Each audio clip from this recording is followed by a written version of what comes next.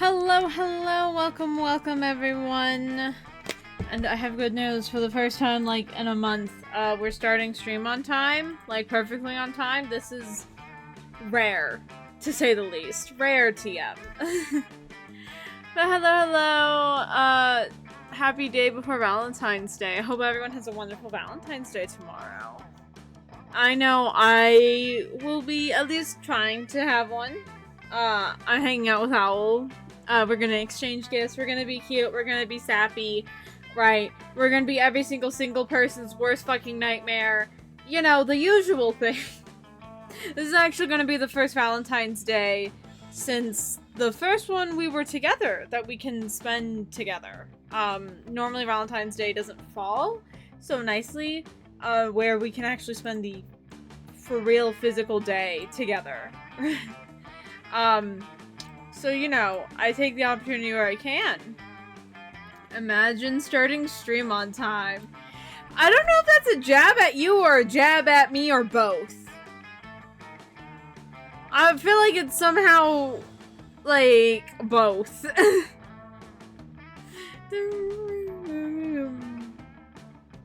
Anyway, we're playing Monster Prom tonight because I love Monster Prom. And it's just a fun, wacky dating sim. Right? It's very fun, very wacky dating sim. And I've actually played this one, like, a bunch before. I think I've collected, like, 50-something endings. I kind of got obsessed with this game in high school, not gonna lie. So, however, this has the benefit of, I'm gonna know how to pronounce the majority of words in stream tonight. Everyone rejoice and sigh of relief. Breathe. It's breathe a sigh of relief. Anyway.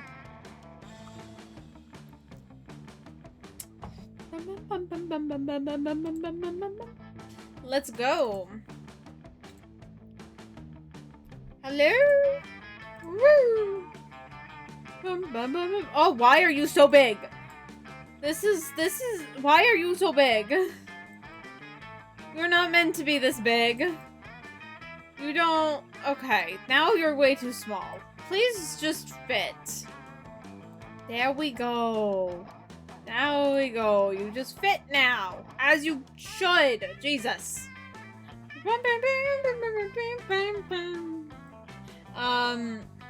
We're not playing camp. Just because the last couple times I've played on stream, I've been playing... What mod is this? DDD Damien mod? No, we're just gonna disable it. Just because I don't know what it does. So, who knows? But yeah, there's a built-in mod tool in the game, which I like, actually. And you can play this multiplayer. Actually, that's part of the reason why me and Owl got together. Is because we both bought this game at the same time and we were playing it. We would, like, play it with one another, like, every week. It was fun! We're gonna go with a full game. Spooky high school, the sweetest years of our lives. Back then we were young and unafraid. Sometimes reckless, sometimes brilliant, sometimes just stupid, but always willing to live life to its fullest. We were on the wild journey to discover who we really were. I always go with Vicky. I always go with Vicky. She's my girl. Like, look at her. She's just a sweet little thing. You know what? I feel like being referred to as they in the game today. And we had yet to experience the ultimate challenge, the Monster Prom.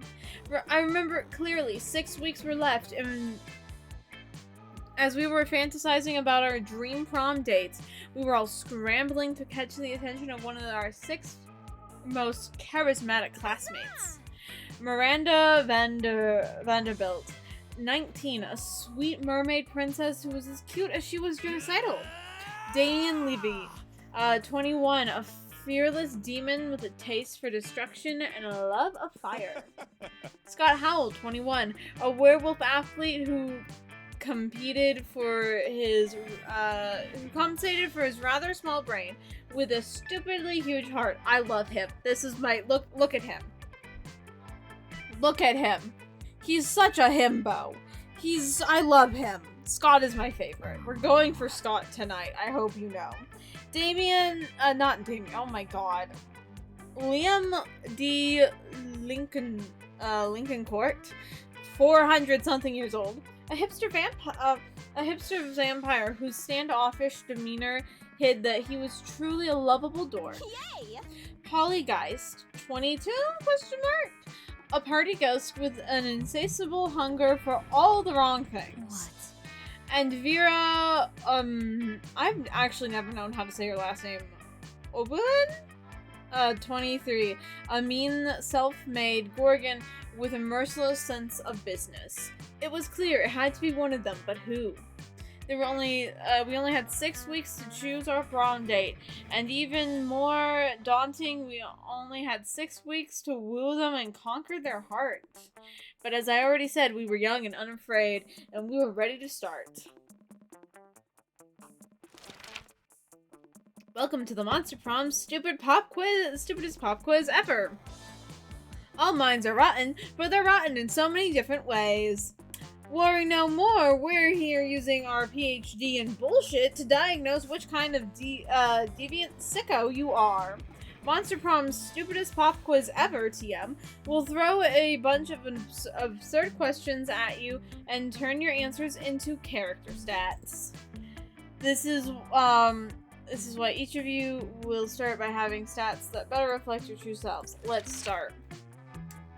You build a 100-foot statue commemorating an event that in 1,000 years archaeologists can learn something about the people of our time. What does the statue represent? That mind-blowing twist in your favorite TV show that clearly changed the life of everyone forever, unlike all that boring stuff they show on the news? The glorious instant when your friend stopped you from texting embarrassing stuff to your ex while hella drunk? Your least favorite political figure being devoured by a rabid rhinoceros, which are also covered in badass tattoos. I know which one Owl would pick, because Owl loves rhinos. Owl will pick anything, just go for anything if it has a rhino. Like, oh, rhino pick. Like, honestly, I'm going for stopping super hella drunk. Democracy is just broken. That's a little too fucking real in 2024. What would be the best way of choosing the leaders of modern society? We create a reality show called America's Next Top President, where the candidates compete in all kinds of physical and mental challenges. Voter turnout would increase and we would turn a profit on it.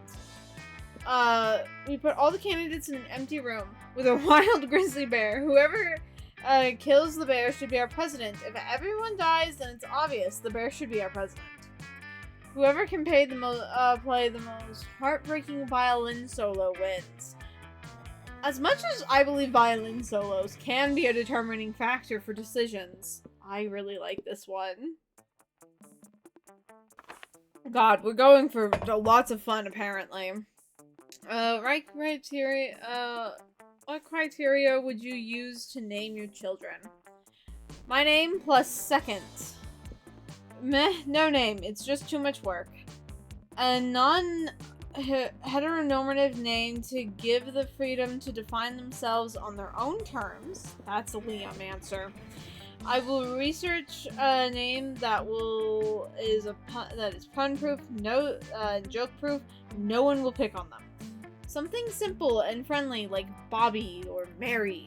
Just a swear word.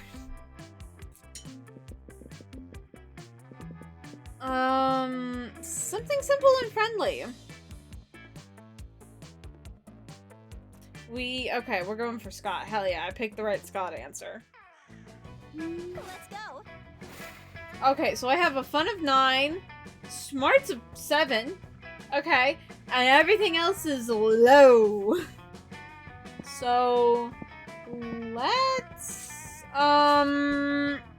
go for, Something. Maybe charm? I think charm. Or boldness? Boldness or charm? No, we'll start with charm. That day, an epic dodgeball match takes place. Everything seems lost, but you deliver an inspirational speech that fuels your team's spirit, leading to a spectacular comeback. You're purely a natural-born leader. Gain +2 charm. You see hordes of your classmates running away from Vera and Scott. They're all screaming, "Spoilers!" Have you seen the latest episode of Detective Wereweasel? Wereweasel finally exposed the Cardinals' entire operation. Awesome, I did. It was so exciting. I peed on Grandma's carpet. Oh my god. He's such a dog. Also, this is so accurate to high school. You just have like two people talking about whatever TV show, and everyone else goes running for the hills dramatically. Like, spoilers! Not bad. I know, right? And the Cardinals' organizational structure is so cool. I took so many notes. But last night was the last episode. I was so sad. I peed on Grandma's carpet. Well, why don't we start our own TV show? We'll make it better than Wereweasel. Better than Wereweasel? Is that even possible? God, look how dumb he is. I love him. We're the perfect team. I have money, and you're the gullible target audience. Gorgon Film Studio requires your ideas. Scott Gorgon Film Studios? We'll talk about that later. Right now, I need ideas. When the Mafia threatens to close his gym, an ugly-ass Nosferatu must expose the system to save the only place that lets him do his reps. Chile, 1985. When floods the market with black cocaine, a courageous drug dealer becomes a private eye to blackmail and save her coke labs. I feel like both of these require creativity, which I don't have. So which one might be fun?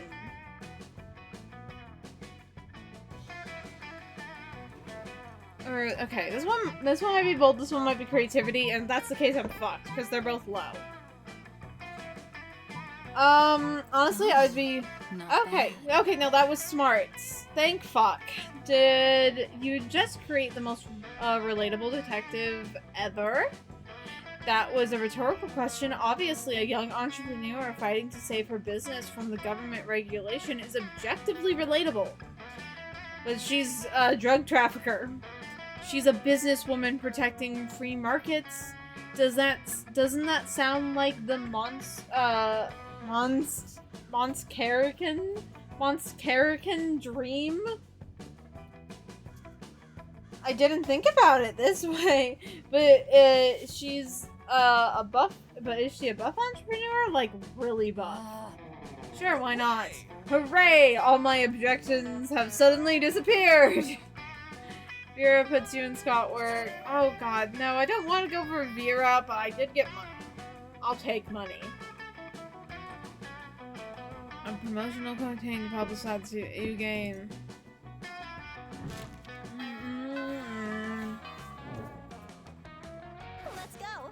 Let's go.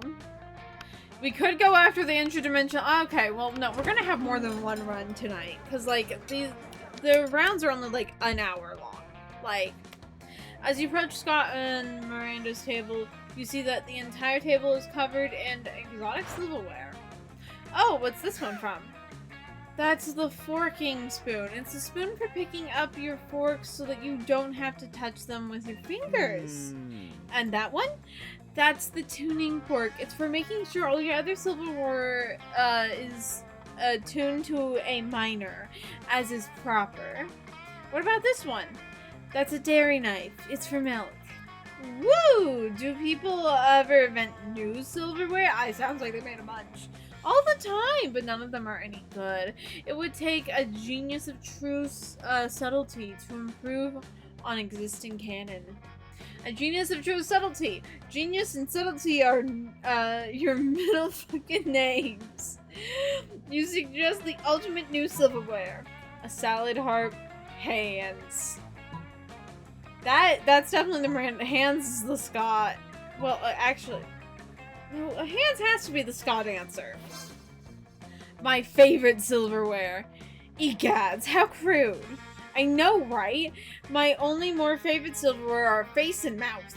Scott, I think you're misunderstanding the purpose of silverware. No, I don't think so. Look. Scott reaches into his backpack and pulls out 2 silverware hands, a silver face and a silver mouth.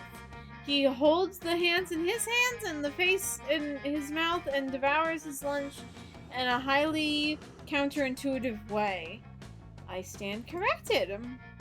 You're not standing, you're sitting. Anyway, now I gotta put on some ointment. All that silver is really bad for my skin.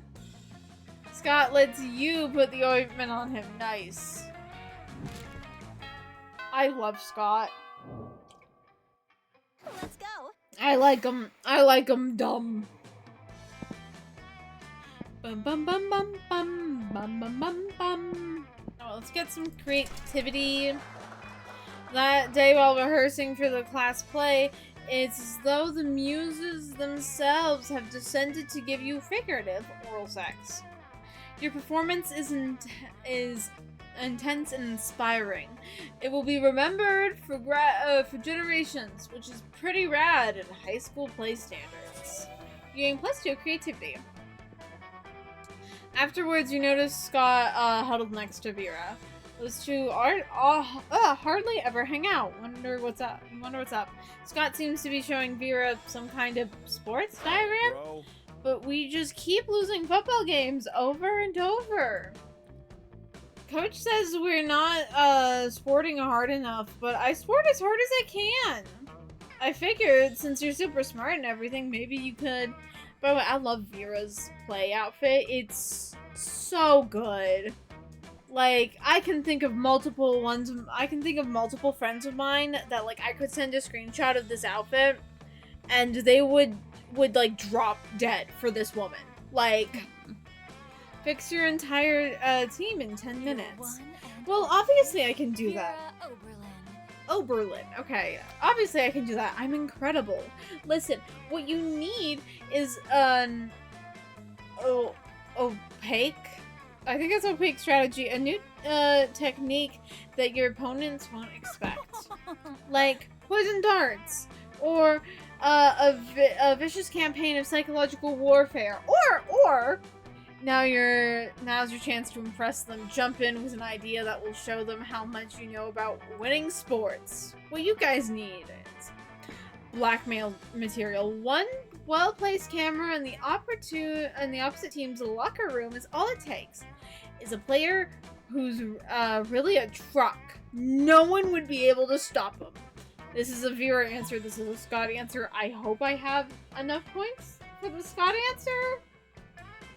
It might be boldness, it might be fun, it might be creativity. It might be what I'm hoping for fun. What?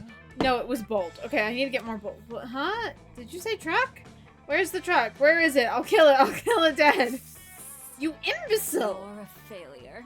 Didn't you know dogs hate trucks? That's why they're always chasing them. Truck, truck, truck, truck, truck. Now you've really done it. It takes 2 hours, a belly rub, and an entire pack of chicken sausages to get Scott to calm down. Vera's, oh, okay, I still got affection. Wasted time and money. I lose 2 money and, oh no! My stats are going down. Fuck. Let's go. This is bad, guys. Okay, we're gonna go get more boldness. That day you skip class just to hang out in the bathroom because you respect no authority. I guess some people just want to watch the world burn. By skipping class and hanging out in the bathrooms, you give +0 shits, but you gain +2 boldness. 6, 6, 6, 6, 9, 6. It's all the same shape. Just one of them is rotated. Can I do that for all of them? And here comes Liam ranting to anyone who will listen about the failings of living fresh. I have such pity for creatures that have to consume things other than blood. Grocery shopping, cooking, chewing, it's a nightmare. No wonder there are so many fad diets. People don't want to have to choose what they eat. Like, have you heard of the Matroika diet? You eat a tapeworm and then you eat a bigger tapeworm to swallow that tapeworm, and so on until all of your organs are replaced by tapeworms. It's usually fatal, but the corpses do look fabulous.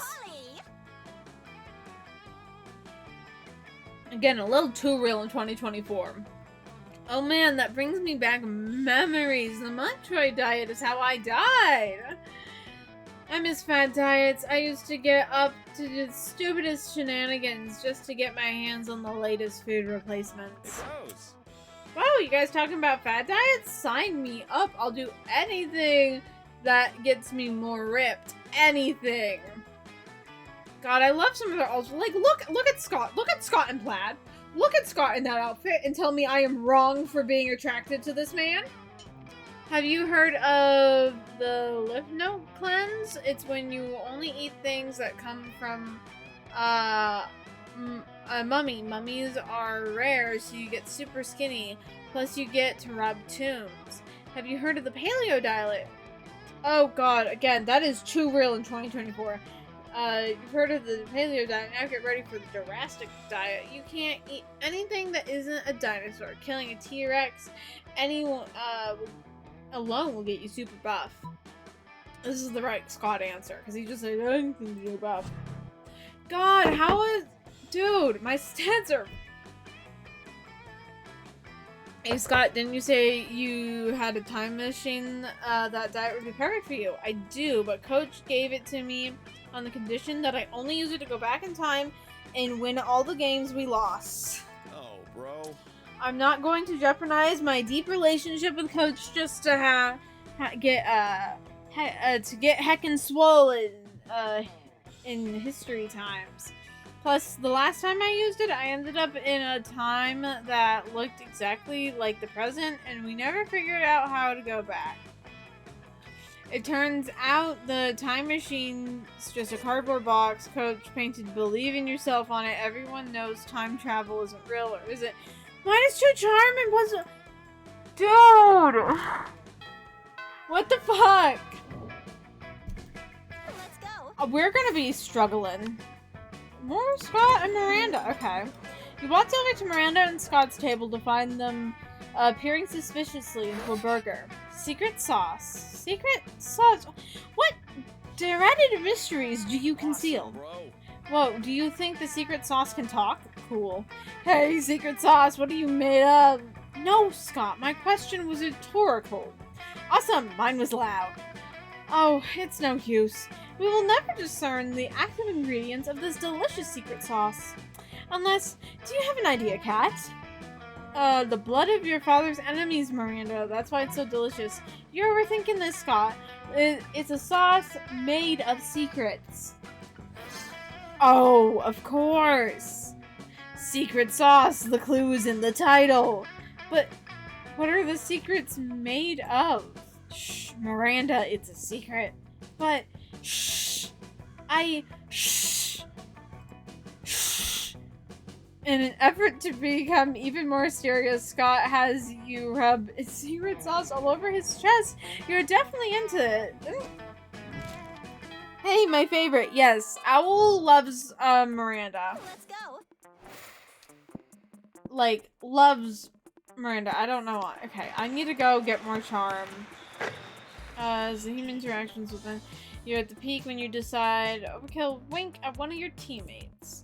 He's totally mesmerized. It's the most epic week ever. Damn, you know how to win people's hearts. You're getting +2 charm.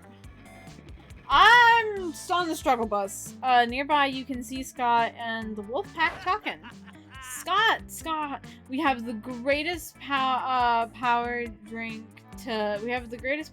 to date. Check this out, bro. Oh, I love power drinks. But wait, this new cutting-edge sports supplement is like no other before. There's no need to mix it with a beverage. You can consume it using only your... Is it cocaine?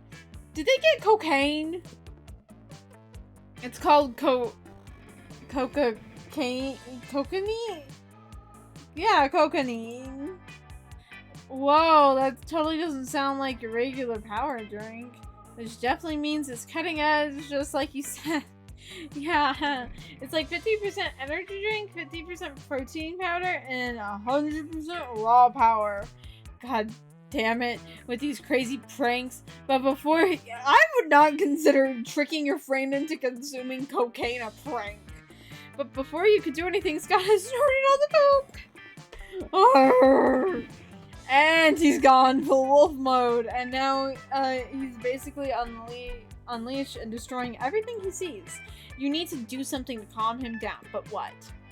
Use your vast knowledge of aromatherapies, give him some lavender-scented cocaine to neutralize the regular scented cocaine and relax him a bit. Give him a flashy fidget spinner! Fidget spinner! Okay, that one worked. You start spinning a very flashy fidget spinner in front of Wolf Scott. He stops wreaking havoc and stares into the fidget spinner. It's so spinny. After a while, he reverts back to his normal self because everyone knows that cocaine triggers a werewolf transformation, but a fidget spinner can cancel it. Bro, this thing is the best thing ever. It's like a very safe and friendly shuriken. Can I keep it? How can you say no to that pair of puppy dog eyes? Hooray! You see Scott fleeing with your fidget spinner, still managing to wreak some havoc, despite calling it very safe and friendly. Clumsy, handsome Scott. You gain +2 charm and +1 smarts. Yes! Okay. We're slowly getting our stats back up. Next up, boldness, and then creativity. That day you visit the bathroom to take a number 2. Don't worry, there won't be an illustration of that specific moment. Thing is, you're one of the you make one of the boldest decisions in your life. You don't put paper on the toilet seat before using it. Look at you, you crazy dastard. You gain +2 boldness and probably +1 syphilis with a slight chance of +1 STD. Bum. You just happen to be hanging out around near Scott, you know, not because you're like following him or anything. When suddenly, a rift opens in time and space and a handsome prince steps through, beckoning in otherworldly finery. He approaches Scott. Not this shit again. Hello? My beloved, I have a question across dimensions to see your face. Oh, well, here it is. Here's my face. It's more than just your face I need, Scott. Scott the Great. Tosser of balls. I also need your body. Luckily, I brought that with me, too. But I do not desire to merely gaze upon your body, though that in itself is a pleasure. My kingdom, you see, is beguised by a foul dire harpy, and only your muscles can save us. And once the loathsome beast is vanquished, perhaps we can find some other uses for that body of yours. Wink.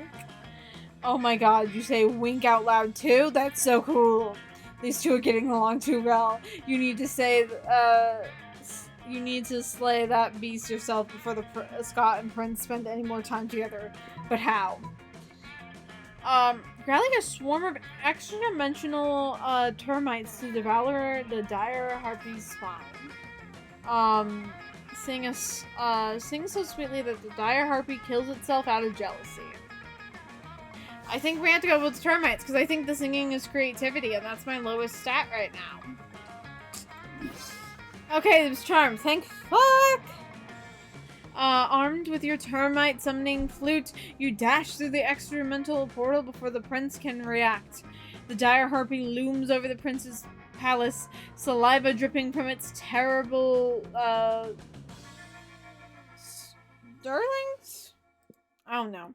Luckily for you, the termites in the prince's dimension are 8 feet long, eat steroids for breakfast, and fucking hate harps.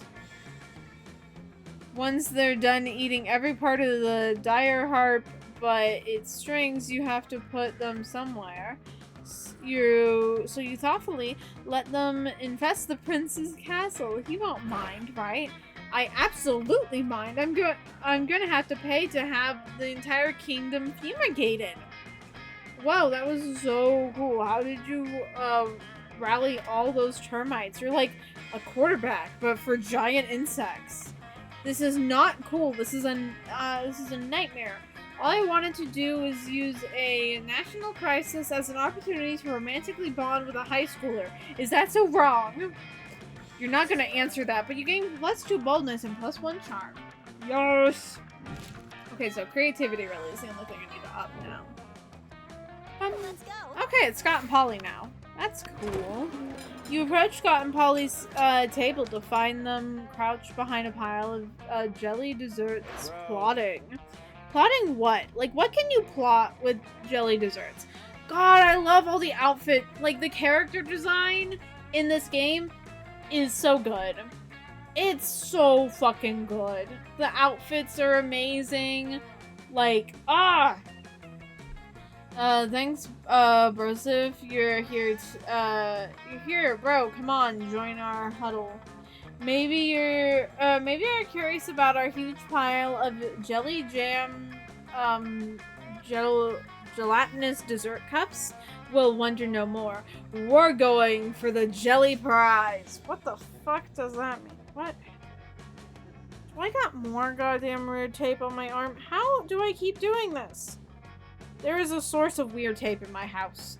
And every single time I go cleaning or like moving things, I get stuck with it on my arms and I don't notice it until I'm just like sitting down, like reading, and I'm like, don't pay attention to any of the weird feelings.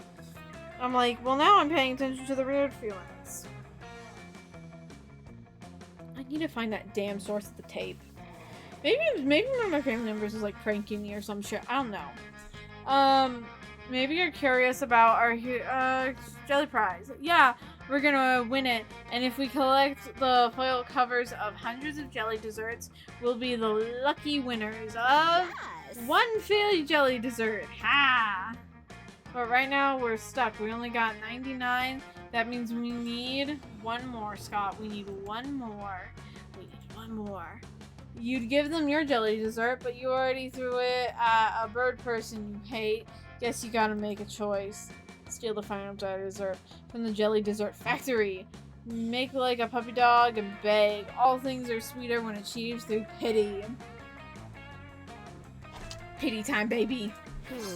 Begging? What? I never beg except in choreographed erotic scenarios. In this interactive I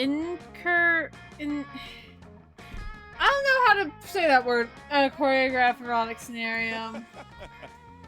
No, even better. This is gazing sadly at people until they give us food. You happily follow Scott around the cafeteria, whimpering at people for their jelly desserts.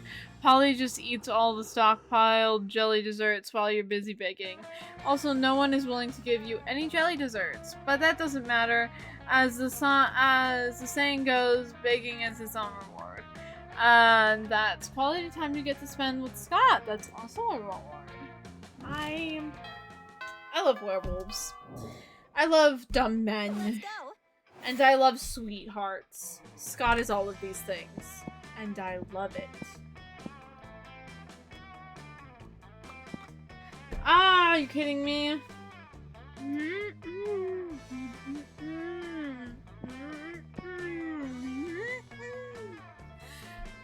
Of course, when I need more creativity, that's when it's like, haha, no.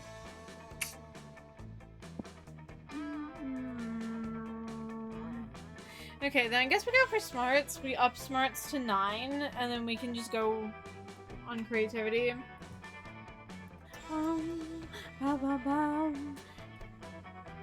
I guess we could go to the shop, see what the shop has. But that normally unlocks, like, secret routes and stuff. But no, fuck it, why not? Welcome to my little shop. Buy some shit. I have shit that will boost your stats, shit that will lend you into stupid new adventures, and even some shit that might be much needed at some very specific moments. So take a look. Although I will say, I like how it flags when it like will lead you onto a special route.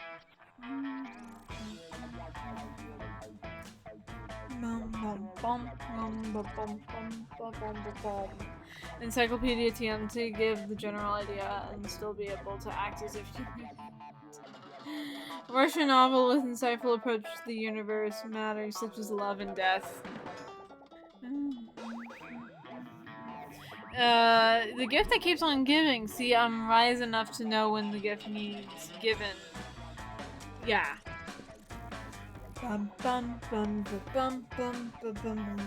Education from a great mentor, tons of talent, but damn, that sounds exhausting, so settle for a motivational poacher for now, okay? I think that will increase creativity.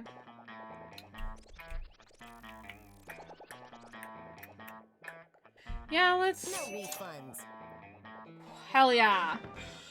Yeah, who would want to save money for their college fund and you can spend it on weird stuff that's most likely useless? That's the spirit champ. Okay, so now creativity is my highest stat. Let's go. That day you learn, you listen to your elders and learn a valuable lesson. Sometimes after all the monster nonsense and the dating gimmicks, you forget that attending class is supposed to be the primary activity in this high school. Jane plus 2 smarts. Oh my god, it's all 9s and then 11 and 1. That's funny. It's almost time for football practice, but you see Scott without his uniform on, looking sadder than you've ever seen him. I just can't believe it, bro. Coach kicked me off the team. It's not fair. How was I supposed to know that the new cocaine powder drink contained cocaine? But rules are rules, and apparently doing a bunch of cocaine is against those rules. Poor boy. What am I gonna do, bro? Sports is my life. A life without sports is like a life without life. Please, bro, help me figure out a way to get back on the team. You'd love to help. The only question is, how? Spike the punch with cocaine on prom night. If the whole team's on coke, coach will have to let you all play. All we gotta do is convince coach that cocaine is a good thing. A little hands-on demonstration wouldn't hurt. I mean, all my stats are pretty high. I think I will pass no matter what. I think it just depends on what I want to do. You know what? Fuck it, let's drug the whole ass prom. How did I not pass that? But then everyone will be kicked off the team, even people who aren't on the team. As bad as it hurts to not be on the team, I don't want to make everybody feel that, especially people who have never even played any sports. Can you imagine being kicked off the team before you even got a chance to play? No, it's just coach says. Everyone deserves a chance at sports, from the tiniest baby to the largest, hairiest baby. Sorry, bro, but 2 wrongs don't make a right, they make a wrong wrong. Unironically, like, kind of insightful from Scott. Dang, you were really looking forward to getting the whole school high? No! Since you like, I mean, I was trying to get the whole school high off of cocaine. Let's go. Oh, Damien, the coach, and Scott. What is this? You find Scott and Damien shoveling hot dogs and mashed potatoes into their mouths while Coach cheers them on. Believe in yourself. Go, boys, go! Munch your way to victory. Ah, there is no truer sport than an eating contest. Thankful. It looks like it's a pretty fair fight so far, but where's the fun in that? Time to step in and tip the balance. Distract Scott with a surprise fireworks. Slather Damien's dogs in holy ketchup. Time to get more points than Scott. You pull out your bottle of Brother Valentines, Father, Son, and the Holy Ghost pepper ketchup, and dump it on Damien's dogs. Yeah, finally a sauce hot enough for. Oh fuck, my soul is melting.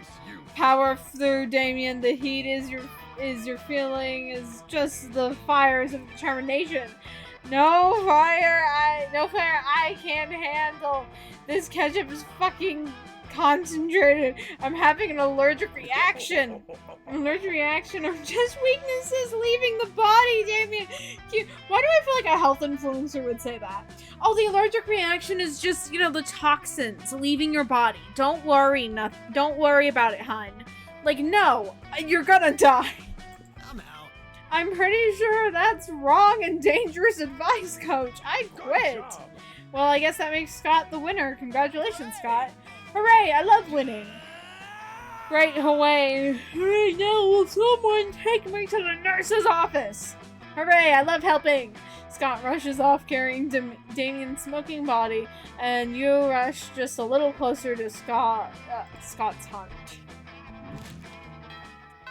But genuinely, why do I feel like a health influencer would say, it's just the toxins leaving your body, don't worry about it. Like, no, I'm gonna worry about it. That day you learn tons of spells that are as cool as they are seemingly useless. A spell to renew sticker stickiness. Actually, I would use that all the fucking time. A spell to turn chocolate and vanilla ice cream into vanilla and chocolate ice cream. A spell to gain +2 smarts. You actually use that last spell and gain +2 smarts. You look over and see Scott fidgeting in his seat, tail twitching anxiously. My grades aren't looking nearly as good as my biceps, bro. My test scores are not as high as my jump shots. My smarts.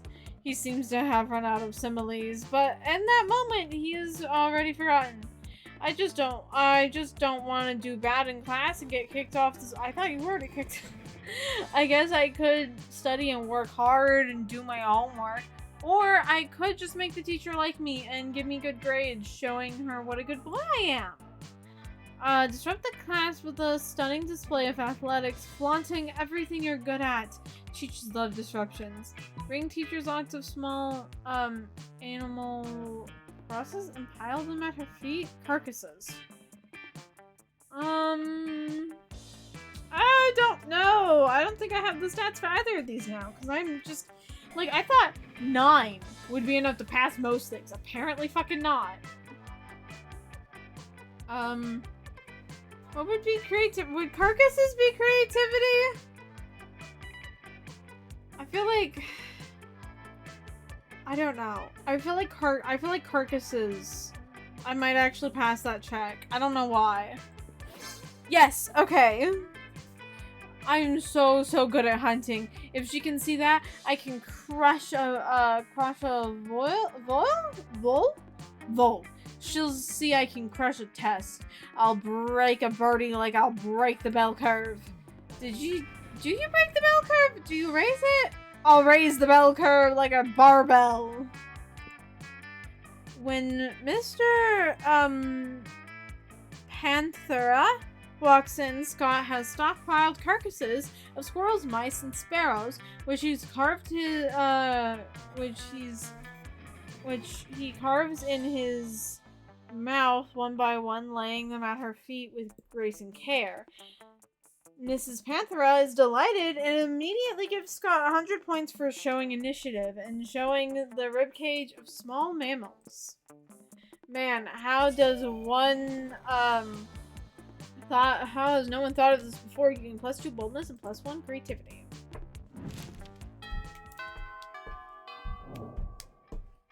Let's go. Okay, let's get our fun up. That day during recess, you start a half-an-hour rave that goes full crazy. You have no idea how it escalates so much, but at one point there's like 300 people. Someone summons a demon from the nightmare dimension, and consequences might destroy the fabric of reality itself, but who cares? It's a rad party. You gain +2 fun. Suddenly you hear Scott cry out, "Liam, look out!" You turn to see the source of the commotion. Scott has accidentally thrown a football straight at Liam, who is peacefully reading in the grass. Liam looks up, sees the football, and freezes. Liam, you gotta move! The ball's gonna hit you! I can't! For I have a, swatty refusal to, hone my reflexes in any way as a protest against sports. It's a good thing Scott threw the ball so incredibly high. It means you still have a few seconds to act. How will you avert this calamity? Throw yourself in front of Liam. A heroic slow-motion rescue maneuver. Try reasoning with the football. Bum, bum, bum, bum. Bum, bum, bum, bum. I feel like the slow motion. Because it might be boldness, might be creativity. I mean, okay. I thought 9 would be a high enough stat. I guess not. So bold.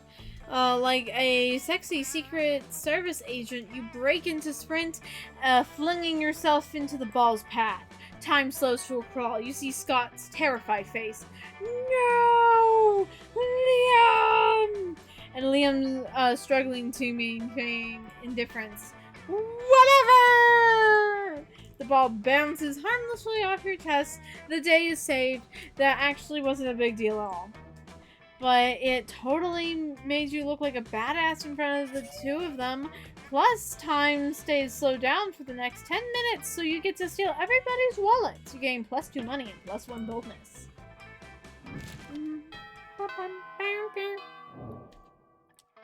Let's go. Let's go.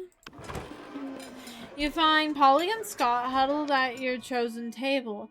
If these two are together, it can only mean one thing. I hereby call this meeting of the Prank Masters to order. Prank Master Howl present and accounted for. Chairman Geist all dressed up and ready to prank. Hey, how come you get to be the chairman? Well, which one of us can throw chairs around the room with our ghost powers? Well, I don't have ghost powers, so... Oh, I get it, chairman. But no time to argue, Scott. We gotta come up with a baller food prank before the end of lunch. Oh yeah, okay. What if we ate all of our food like a good boy? Is that a prank? No, Scott. For the last time, that is not a prank, and I don't eat. But I'm having trouble coming up with another idea. Anyone else? You've been waiting all your life for an opportunity like this. You proposed the ultimate food prank. Eat everyone else's food like a good boy. Replace all the food with chairs. This would be a better prank, but this gives me Scott points. So, eat other people's food. You can do that? Well, I can't. But I can. Even if it's on somebody else's plate. Even if it's in somebody else's tummy. Exactly half of that was right. Which half? Oh, no time to figure it out. We gotta prank now while the pranking's good. Wait, what about me? Food falls right through me. But you and Scott are already blazing a trail through the cafeteria, gobbling everything in sight. Scott accidentally eats a few people along with their food, but he politely blurps them out when they complain. By the time the school security kicks the two of you out, you both totally stuffed with food and affection for each other. Let's go.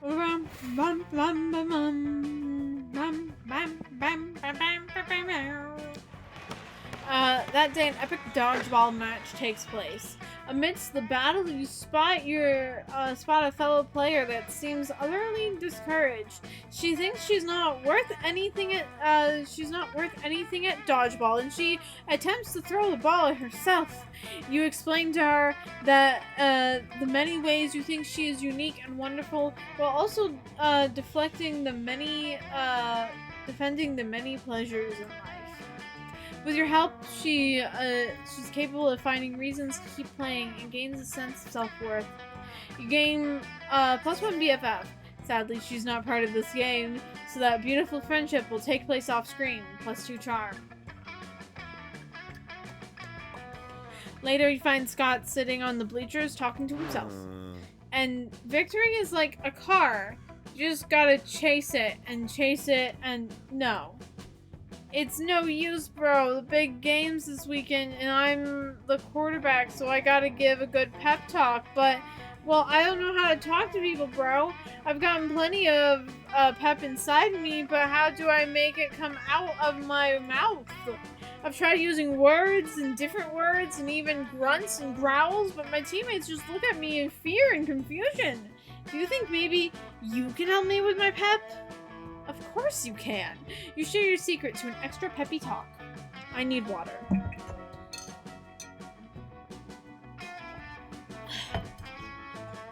Water is good. Here, wear my lucky underwear. My talk is always peppier than with this around my nethers. It's not supposed to be a pep talk. It's supposed to be a pop talk. Bring all of your baby brothers and everyone will get pupped for sure.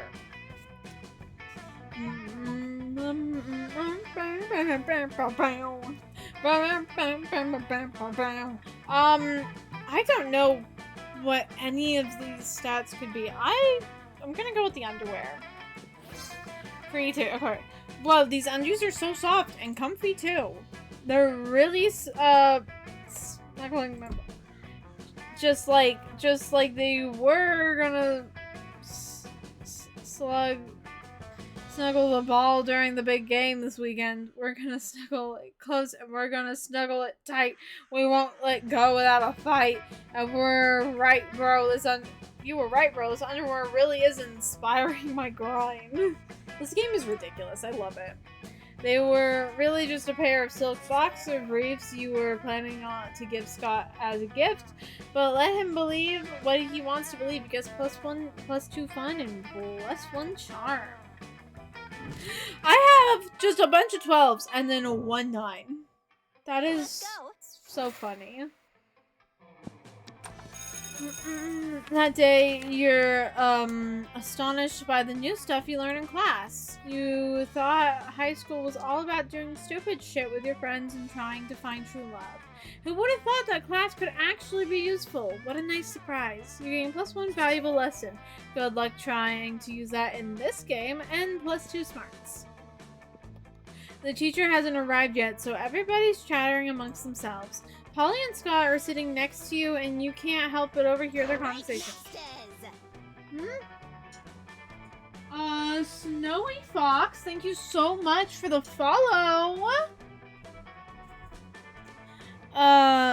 Vicky wears male underwear canon? No, because it just said that, like, there were silk boxer briefs that you got to give to Scott. Like, so they weren't ever for you. Oh, Monster Prom, I love this game so much. There was, like, a time where I was, like, obsessively playing this all the time. I can, like, name all the characters. It's great. This game is so good. Alright, I hereby call this meeting of the Prank Masters to order. Prank Master Dog, here. Prank Master Geist, present. Great. Okay, our first order of business. Operation Prank the Teacher. Should we come up with a different name for the operation? Something more secret? No, Scott, that's what they're expecting. They're both so stupid. I love them. They have, like, 3 brain cells. And two of them are fighting for 3rd place. Like, genuinely. Between the 2 of them. Okay, well, I think we should poop on her desk. That's pretty good. But Gus can't poop, and I want to participate. Good point. What else can we do? Ooh, Miss, Lestron? Lestery? I don't know. Is a vampire, right? Why don't we open the blinds when she comes in and she bursts to dust? Oh boy, that would be such a good prank. That's called a murder. That's why we're the prank masters. Scott and Polly excitedly try to open the blinds, but they won't budge. Seems Mr. Lextra anticipated this particular prank. Ugh, lame. Well, I'm temporarily out of ideas. Scott? Nothing. Anybody the prank masters are currently accepting applications. You fancy yourself a bit of a prankster, don't you? Why not treat them to one of your amazing prank ideas? Tell the teacher she's got something on her face. There's no way for her to check. Quick, become a minister and of the room. She won't be able to enter.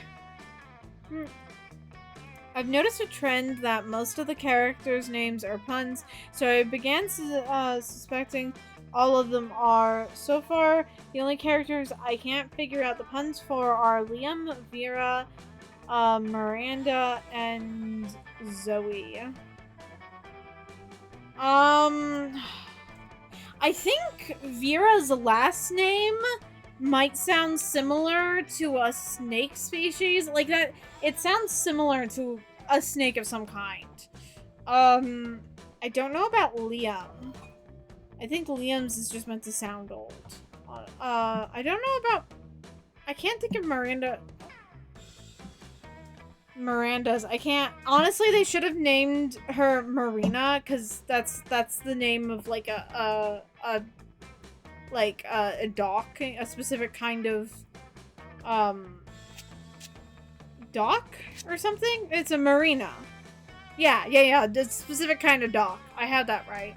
I don't know about Zoe. I don't have the DLC, so, like, don't even know her last name.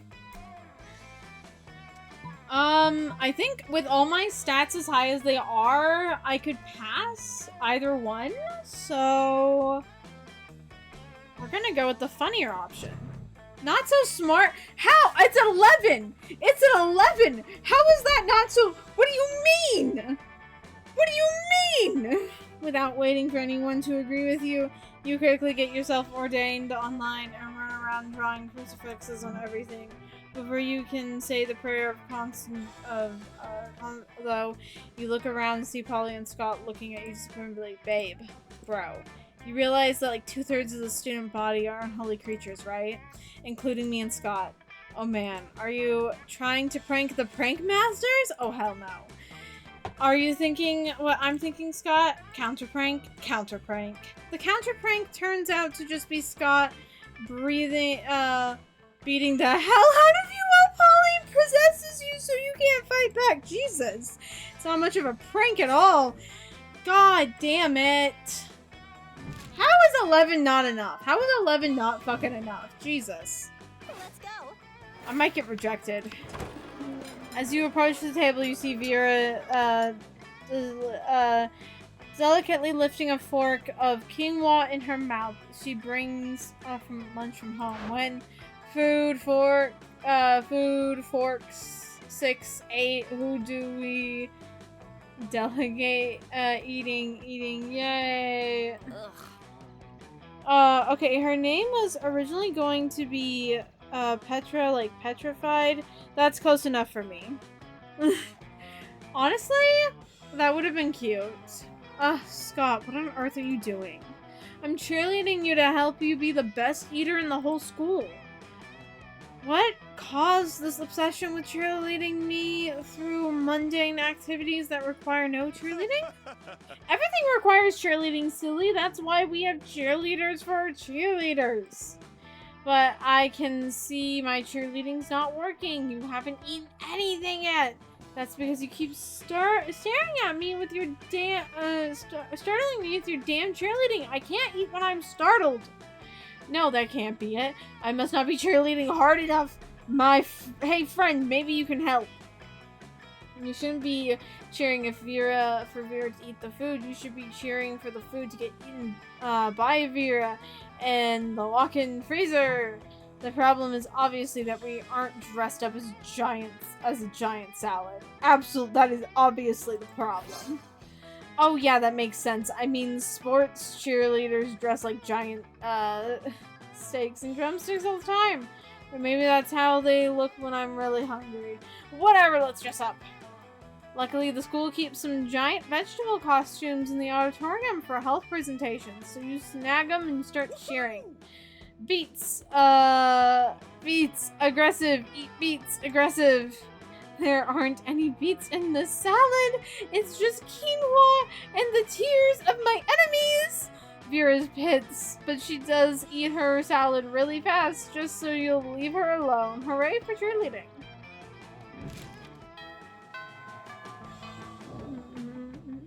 Let's go. I swear to God. It's been a cool way. Discuss life stuff, snarky way. Hey, look at you. Excellent at cliche movie tropes. You gain +2 aspires and +1 valuable life insight that will help you face the difficulties of being young. Okay, listen. It is all 11s and 12s. I swear to God, if I fail a stat check, I'm going to shoot something. Scott catches up with you afterwards, panting with excitement. Hey bro, I was just thinking today about how much I like you and want to share my favorite things with you. I thought about sharing my bones with you, but I don't remember where I buried any of them. Then I thought maybe we could go out peeing together, but peeing on each other's territory would be wrong. And I don't know how to share the moon or even where it is right now. So I guess that just leaves my two favorite things in the whole world, cheerleading and sports. And since you're not on the sports team, cheerleading it is. Let's cheer together, bro. What's that? You want to know what we're cheering for? Well, I thought I'd leave that up to you. What should we cheer for? We should cheer for the working class. Nothing will aid the rising proletariat like a hearty cheer. We should cheer for each other because friendship is the greatest sport of all. I like this one more. I like this answer more. Oh. Okay, so these are all the puns I figured out so far. Polly, her name is Lily Poltergeist. Vera, her name is originally going to be Petrified. Scott, his last name is literally Hal. Damien, his name is literally Demon Lava. Really? His last name translates to lava? That's cool. Calculester, his last name is Hewlett Packard, like the computer brand HP. Oh, that's cute. That's cute.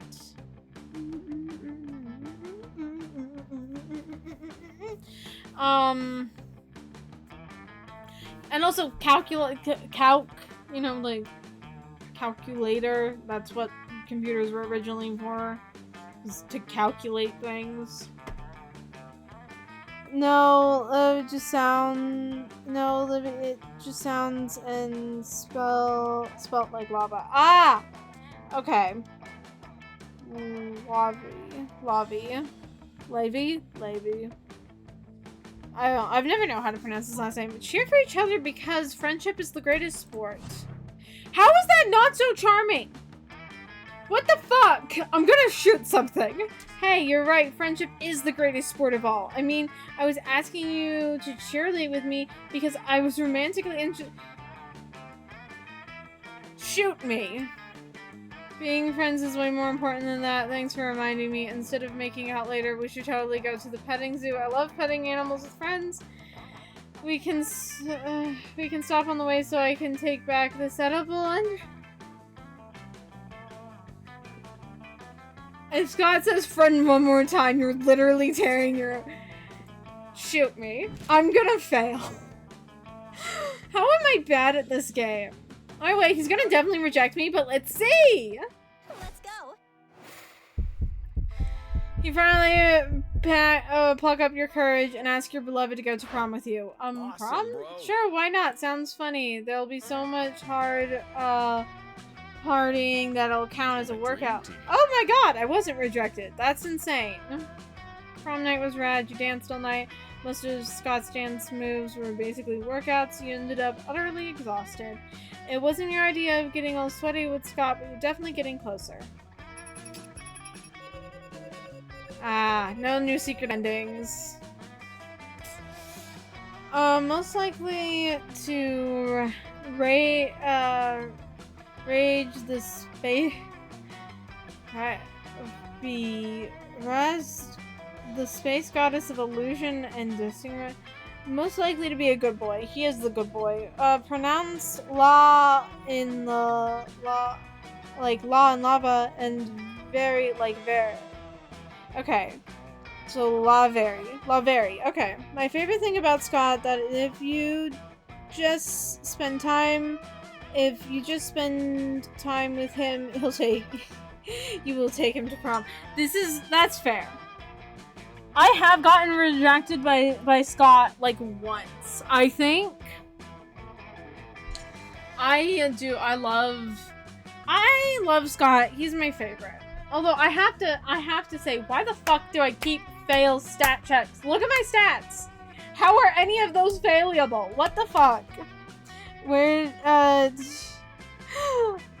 did I add an R without? I'm horribly dyslexic. Okay, just lava-y. Okay, I think lava-y. Whatever. I'm bad at pronouncing names if I don't hear them. Okay. At this point, I need to do this because last time I streamed this game, the end credits song, you figured it out eventually. You figure it out eventually. I'll believe in you. Thank you very much. That's very sweet. The 6 weeks were maybe but last time I played this game on stream, I actually got DMCA'd for the end credit song. So we're just gonna mute the game while we go through the credits, okay? Okay. Those 6 weeks were maybe the most epic and absurd weeks of your lives. After the monster prom, we kept on living our lives, falling in love, battling for friendship, and learning about who we were and who we could be. And you know what? Like it always does, life happens, and it was wonderful. Scott unexpectedly ended up in film school and partnered with Vera to create their very own TV show. It was brought by Notflix, since Notflix will buy anything, even a crazy TV show created by recently graduated high schoolers. Probably graduated from doing lots of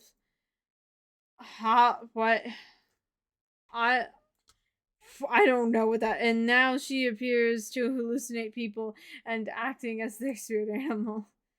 Damien became an interior designer specializing in torture mechanics. Last month, Vogue magazine called his products the refined marriage between macabre and chic. For those 6 weeks, the monster prom seemed larger than life, and then it was gone just like that. A battle for monster prom night had ended then, but there were plenty of battles left in that war called youth. But once again, we were young and unafraid, and we were ready to start. I remember the reason I began liking Marina so much is because I oddly kept doing events with her, eventually getting the results with her approval. That is true.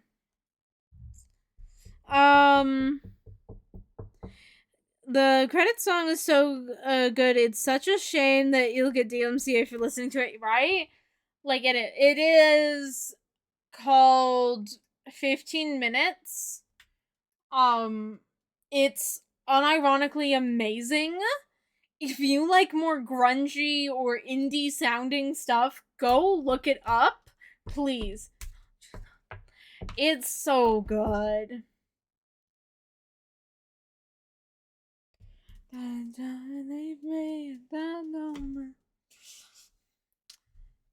But yeah, despite the fact that there's gonna be no sound, I'm gonna let the end credits play because I mean, these people worked hard to make the game, And also the images are so fucking cute, man. Like, unironically, adorable. Who are your guys' favorite characters? I really like Vera and Miranda, and the words of that one Cowboy Bebop screenshot edit. I love the type of woman who will just straight up kill me. My favorite characters are Scott and it's a 5 new images in the gallery. Let's look at the images. Okay, let me bring back up the sound. There you go. Y'all have gained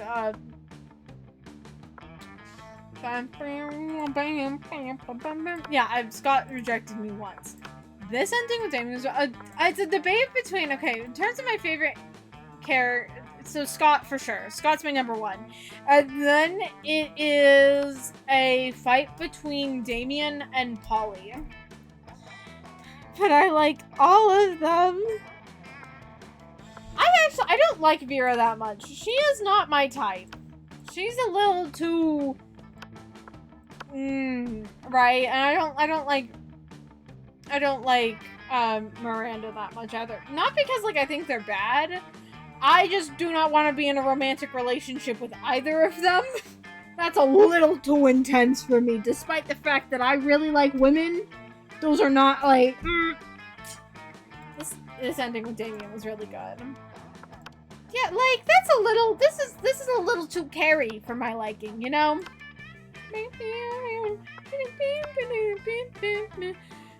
How did I get that picture if I haven't gotten the furry yet? Like, I know this ending. It's when Scott is crowned the king of the furries. Because Scott doesn't know what furries are.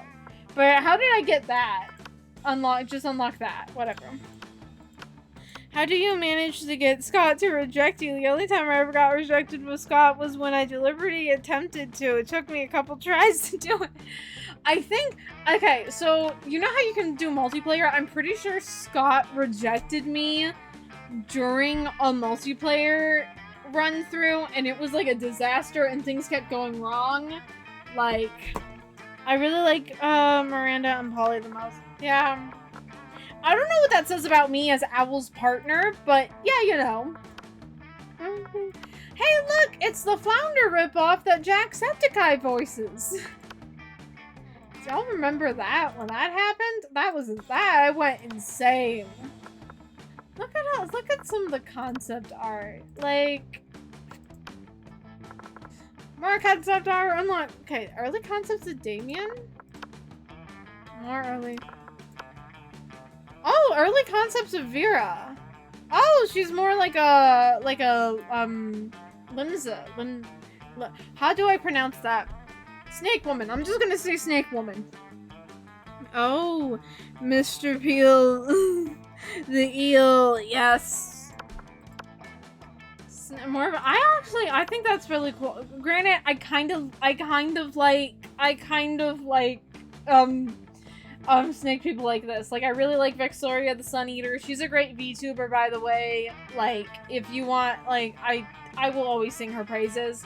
And then, you know, Has-Been Hotel, Serpentious. Listen.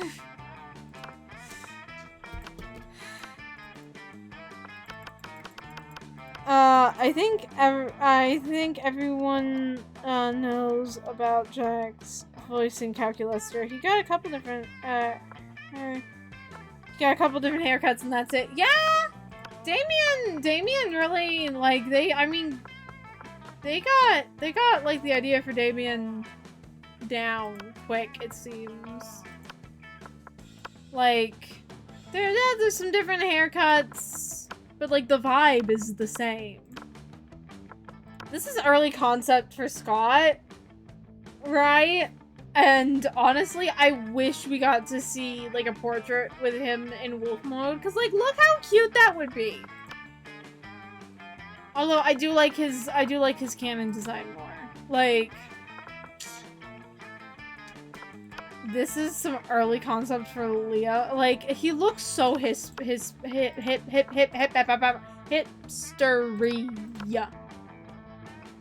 And then some more early, like, Oh my, I love how they put some fan art in the game. Oh, I'm normal. I'm normal. I'm normal. I'm totally not hopelessly gay. I'm totally not hopelessly gay. Liam changed the absolute most over his design. I don't know if the absolute most. Because, I mean, Vera's design was pretty different. And so this was Holly's early designs.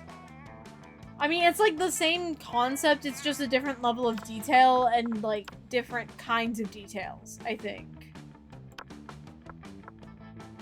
And then this is Miranda.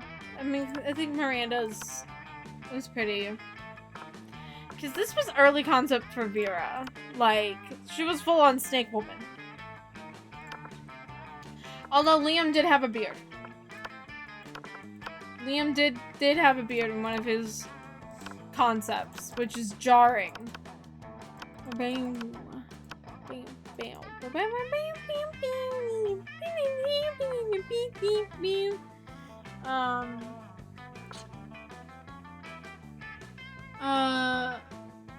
Vera, they thought Snake Lady and took her from Naga to Gorgon.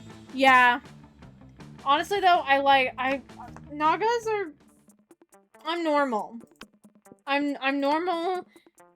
I'm not gonna reread this. Alright, I'm just, cause this is the same. This is the same thing. We're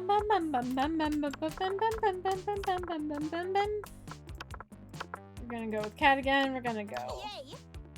Wanna be I'm not gonna read this again because I just read all this like less than an hour ago. Yay! What? Oh my god, okay, got some water at me. Thank fuck. Who do we think we should go for this time? Because, like, I kind of want to go for Scott again. Maybe we should go try doing one of the secret endings, like, via, you know, the store. Like, get one of the items from the store for the secret ending. Stupidest pop quiz ever. The potato! Oh my god, that's so funny.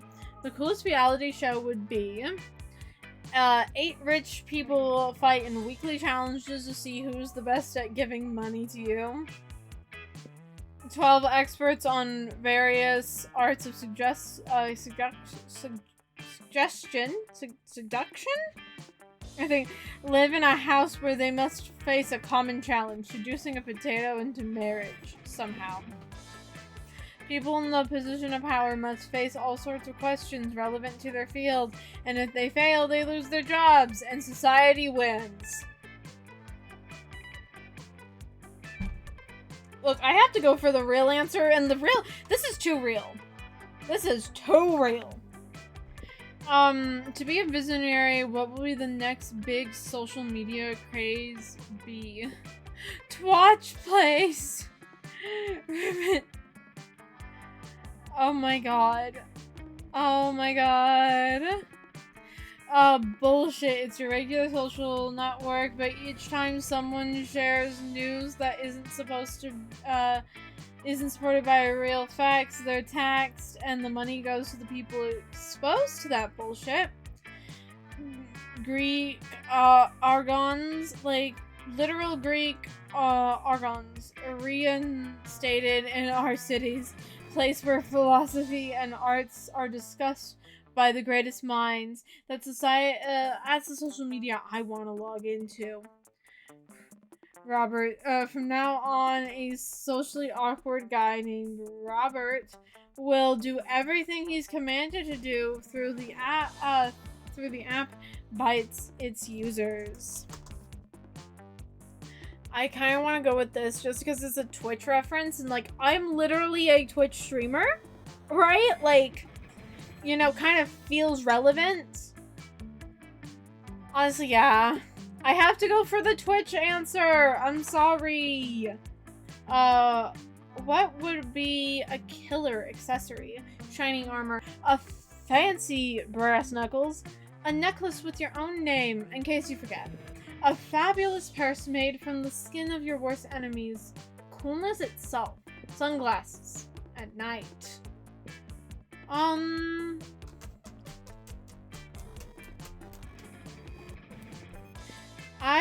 I kind of want to, I mean, okay.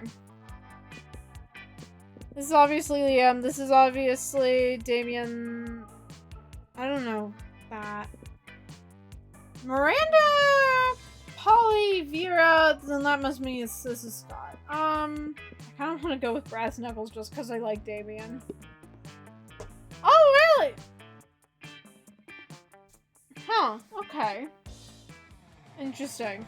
Well, Polly has sunglasses. I should have seen that. Polly has sunglasses. Oh my god, my boldness is so fucking low. What the fuck? That day you skip class and just hang out in the bathrooms because you respect no authority. Guess some people just want to watch the world burn. By skipping class and hanging out in the bathrooms, you gain... Okay, I already read that one. I need to remember which ones I've read and haven't, so I don't need to reread them. As you go about your day, you can't help but notice Damien and Scott trying on beige business suits. By the time you get over to them, they've both taken the suits off and are examining them critically. Something still isn't right. Yeah, I really don't want to half-ass our Pokemon's cosplay. Coach says it's always to always use your full ass on everything. I'm with you, man. Nobody gives more of a shit about the classic pocket human video game than me. But what the fuck are we missing, man? We got the suits, the horn-rimmed glasses, the sickly pale body paint. Everything we need to cosplay Doug and Wilbert. The twin titans of real estate. I know who they are, Scott. I've played the damn game. Now come on, help me think of what we're missing. Honestly, do people cosplay Pokemon? Like, genuinely. Do people I don't think I've ever seen, like, a like, I've seen Pokemon character, but, like, Pokemon. Like, is there somebody running out there cosplaying as, like, Butterfree? Because if so, I want to be that person's friend. That sounds like a cool person, man. You know right away what their costume needs. You reach into your bag and pull out the one thing no human would be caught dead without. A unicycle! A gun! Why was my first thought that one vine, you know, what do you got there? A knife! No! But it's just Scott, and it goes, a gun! No!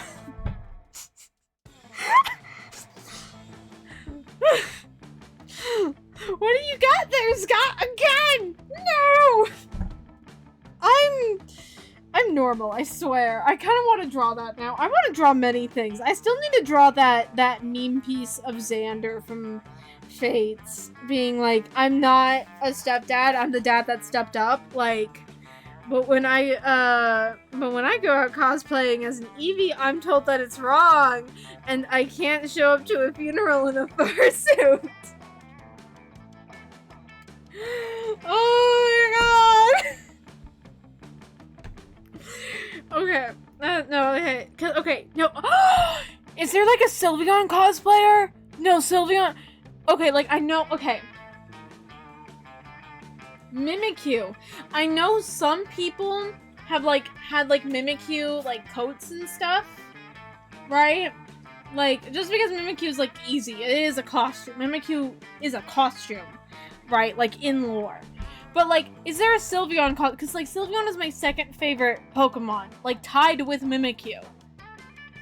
And if there's a Sylveon cosplayer, I need to find them, follow them, and throw so much fucking support their way. Fuck yes. So, I need to look at that after stream.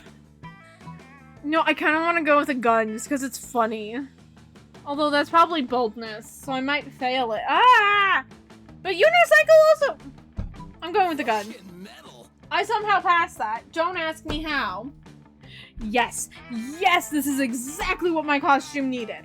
Come on, Scott, put on your mask and let's head over to the convention. Okay, Damien? Hey, by the way, why is the convention happening over at the First National Bank in the middle of the day on a weekday? Humans don't ask questions, Scott. Come on, let's go rob. Let's go make some friends. Not Damien fucking... No, Damien, don't corrupt my good boy! If anyone asks that gun isn't yours, you gain +2 fun +1 bonus.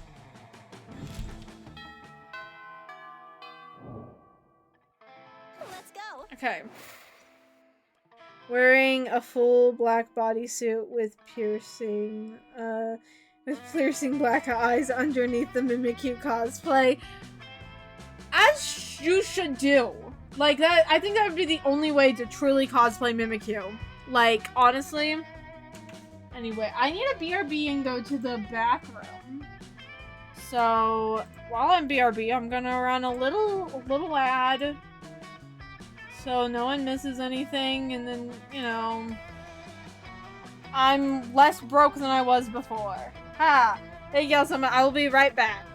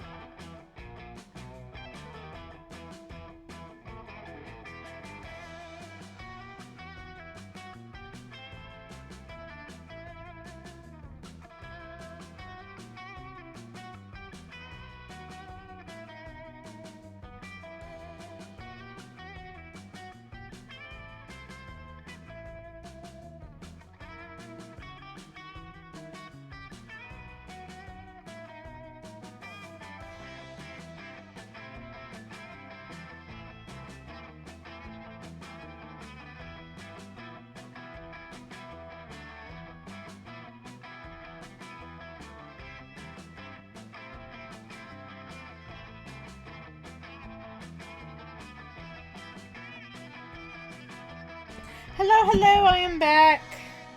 Pokemon Shield. There was a scientist who peeked under Mimikyu's old rags in the name of research. The scientist died of mysterious disease. Yeah! Mimikyu's so fun. If you look under its head, you're gonna die. Like, such a mood, little dude. You know?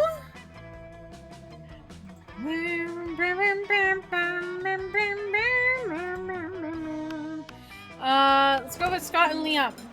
You find Liam taking a picture of his food and Scott taking a picture of also Liam's food? Ha, yes, Scott. Snap away. My artistic planting is too magnificent to ignore. Artistic what? I'm playing Pokemon's Go, the mobile version of the hit Pocket Human video game. What do Pocket Mans have to do with my food pick? There's a level 43 Bernard Hennins hanging in the middle of your plate. Here, take a look. Scott, why does your phone show a tiny man doing pottery on top of my eggplant ravioli? You mean you don't know Bernard Hennins? He used to be a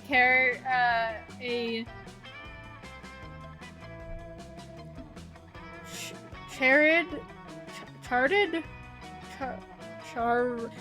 accountant. He used to be an accountant, but now he's dedicated to the pursuit of his dream, being a world's famous potter. That major life change has made him super rare. Pocket humans almost never follow their dreams. Well, I don't care how rare he is, his presence is spoiling my pristine food pick. Spoiling it? But pocket humans are way cooler than boring old food pick. You take that back!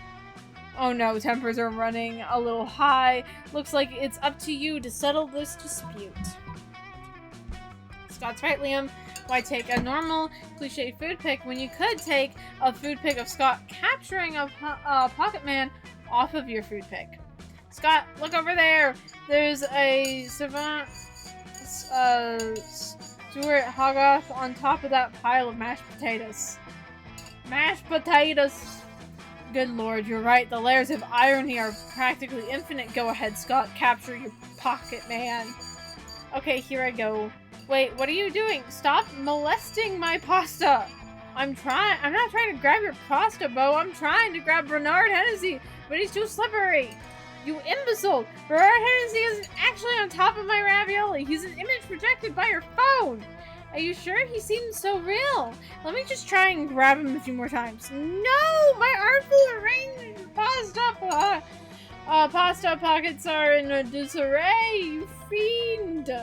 Liam chases you and Scott away so he can rebuild his artful pasta arrangement. You bond with Scott by teaching him how to actually play Pokemon's Go.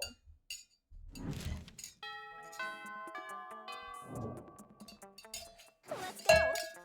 Ah! Didn't mean to do that. Creativity.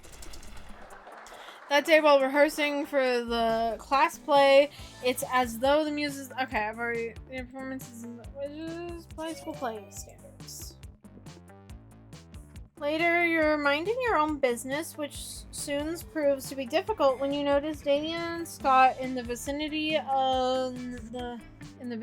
the middle of some hot, sweaty arm wrestling. Unfortunately, you can't enjoy it very long since stupid strong Scott beats Damien in no time, but it seems you're not the only one mad at the outcome of the situation. This is so unfair. He looks like a Skyrim NPC, and honestly, that's kind of hot. Like, being 100% for real. Like, their play costumes are... I love them all. Scott being a tree is adorable. Vera's costume is really cool. Damien's costume is really cool. Miranda being a reference to Peach and Daisy.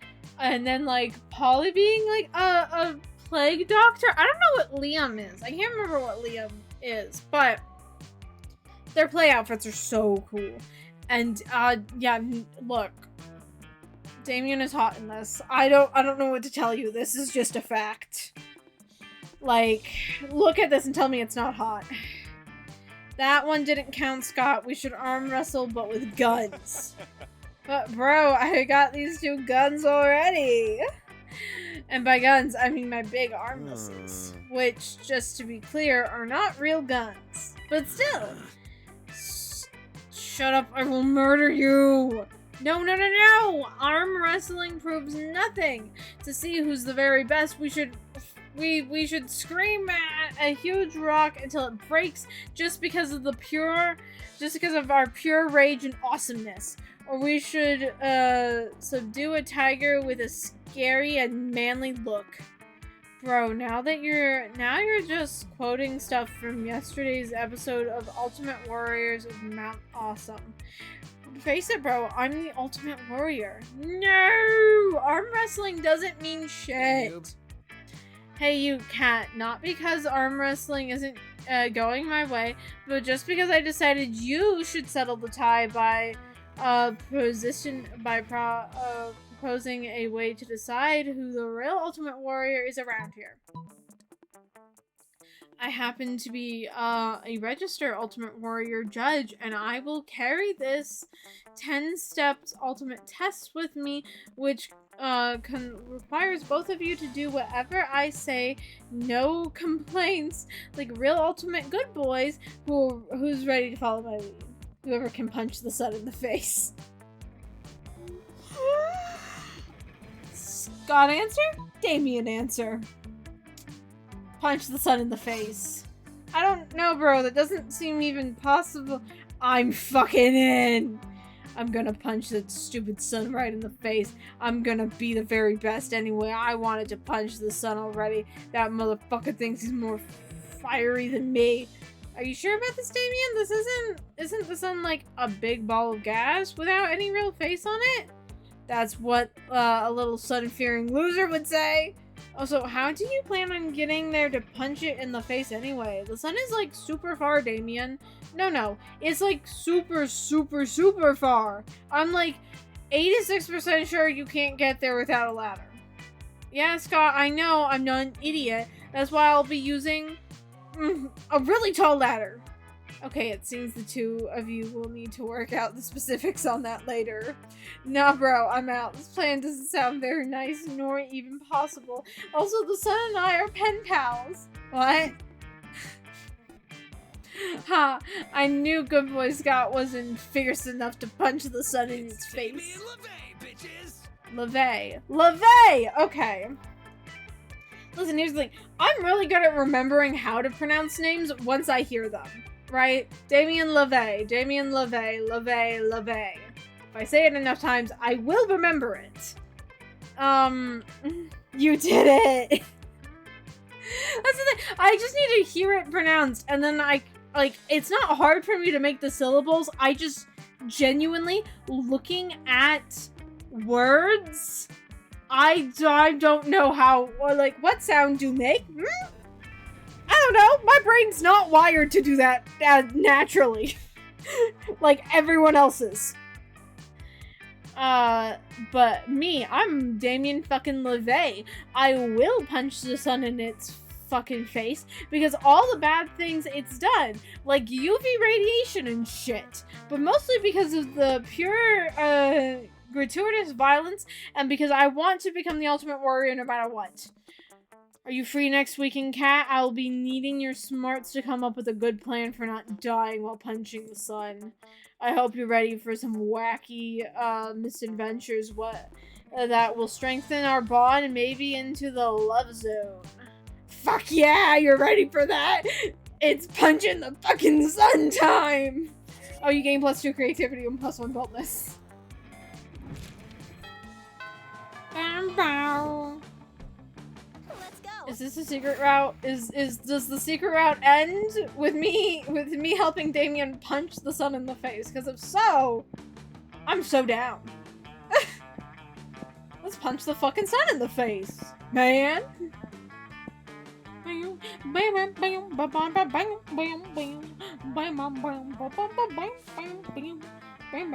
Let's get my boldness up.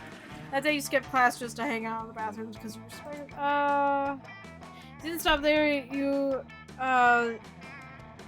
You want the world to know how reckless you are for the rest of eternity, so you do some graffiti on the wall. No way. The graffiti says, I'm bold as fuck. And you know what? It turns out it's a magical wall that grants wishes. What a wall! A deep voice resounds from within the brick wall and says, well, not bold as fuck, but maybe a bit bold. And you gain +2 boldness. Oh boy. That's an opinionated wall. Anyway, lucky you.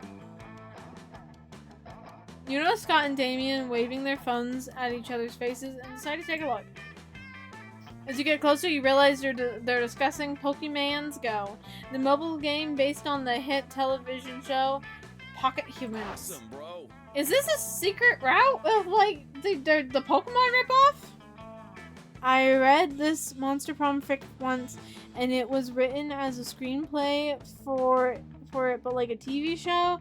And each season, they would make sure to include very secret endings from each game. That's great. I love that. I love their alternate outfits. Like, Damien just looks good in denim, and Scott is a very handsome lumberjack. Like, whoa, you got Walter Jacobs? They're so rare. Fucking metal. You bet your ass I do. I also check it out. His physical responsibility stat is 11. He's a fucking beast at doing his taxes. I heard he's lactose intolerant though. Yeah, I feed him nothing but cheese pizza to fuck with him. He hates it. That's not very nice. I'm super nice to Leslie Dunbar.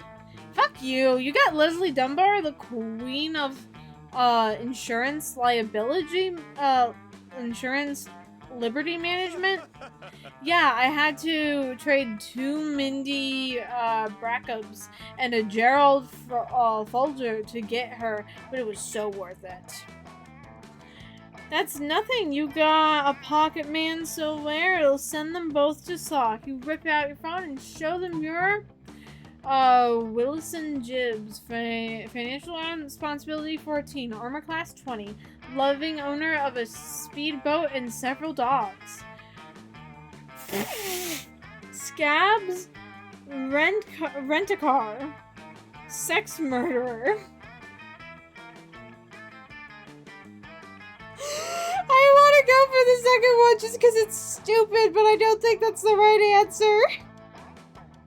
I'm going for the stupid answer. Oh, it worked. Okay. Now that's what I'm talking about. I didn't even know they made pocket mans like this. What type is he? Criminal type? Why the fuck did nobody tell me this? This was in the game. Me picking up Sun and Moon for the first time, even though I've skipped Gen 5, and so I didn't know fairy types existed. No, skip Gen 6.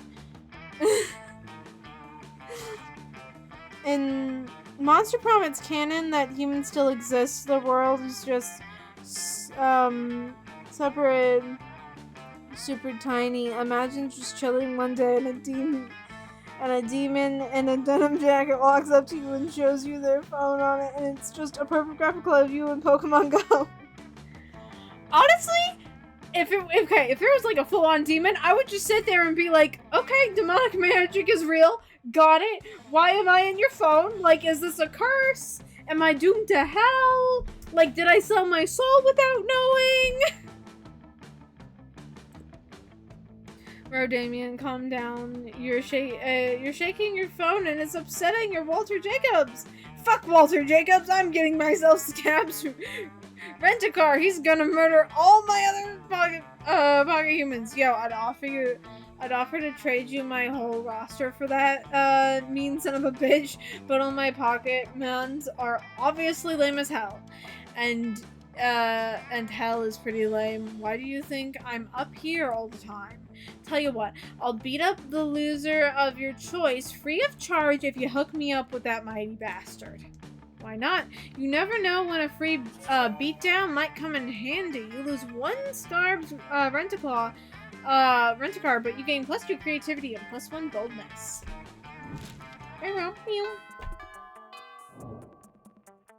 Let's go. Let's go. Listen, Kat, you can totally sit with us. I just hope you didn't bring a gun to a bazooka fight. Yeah, we're showing off our best flask. Well, not the best flask, but the best contents. Good God. There are literal actual flasks of alcohol openly allowed in the school cafeteria? Are there no rules? Apparently not, because Polly starts sitting a series of flasks down on the table. Okay, so this one is beer, this one is my YC wine, whiskey, ethanol, alcohol, the soul of an infant. Ha! Wait. This is radioactive absinthe. This is fire, and this is literal poor life choices. Okay, but this one has another smaller flask inside. It's the ultimate flask. They could probably go on like this for goddamn ever. Maybe you can cut in with the craziest thing of all. But think carefully about whom you want to impress with your flask contents. Get ready for the most hardcore badass thing. This flask contains an ancient genie that grants you 3 wishes. But I'm totally drinking it because I don't give a fuck. I grant my own damn wishes.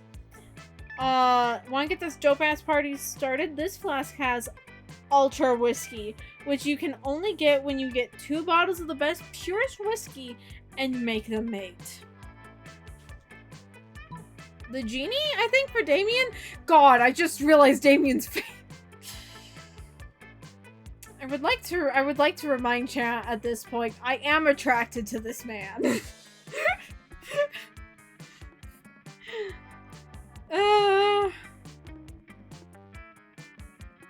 Because party, this has party in it, so that makes me think this one's for Polly. Okay, I was right. Yep, you're right. Hardcore, so hardcore. You could ask for anything. Wealth, power, immortality. A free pass for teachers to ignore bad behavior forever and let you do whatever the fuck you want without suspension. But instead you're just gonna drink the genie? It's like you drunk from my Poor Life Choices flask and I love it. I didn't even know you could drink a genie. You and Damien pot open the flask and drink the genie together. It's definitely just water, but Damien seems to drink so much alcohol and energy drinks that he's literally forgotten what water tastes like. Normally you'd say that couldn't possibly be healthy, but fuck it, he's a demon from hell. He can probably do whatever. What a glorious bonding experience.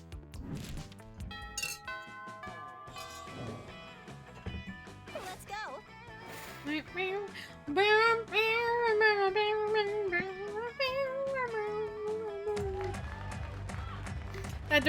That day during recess, you start a half-an-hour rave that goes full crazy. You have no idea how it escalates. Okay. No, okay. We already read that one earlier in the stream.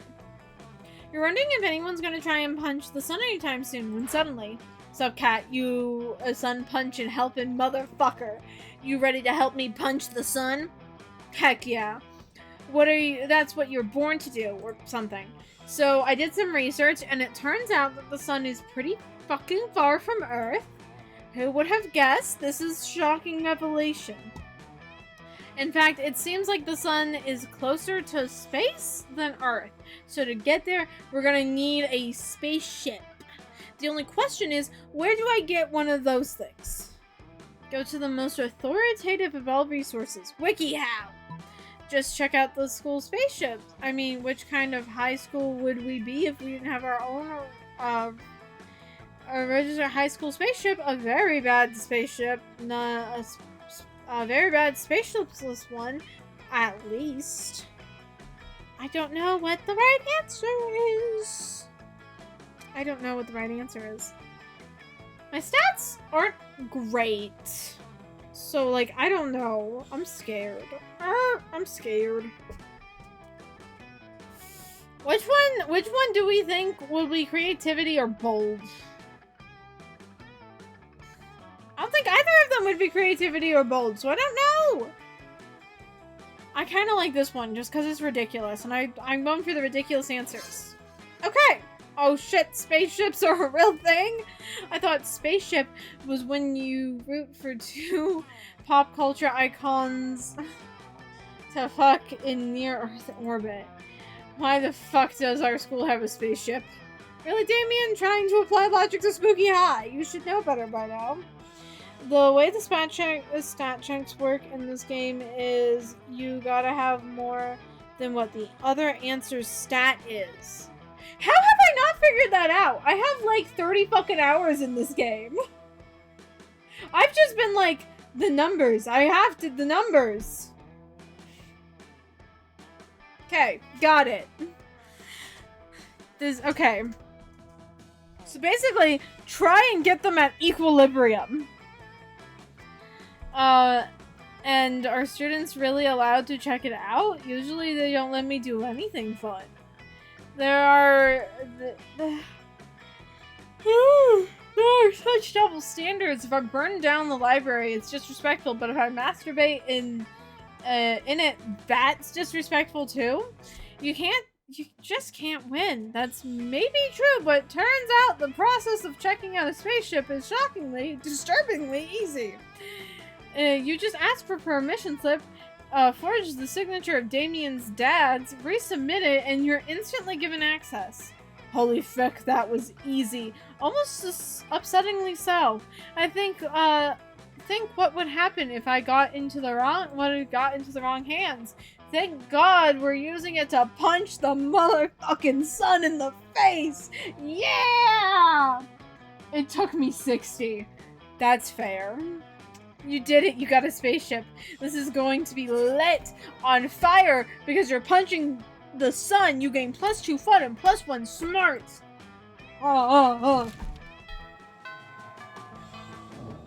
Let's go. Let's up our charm then.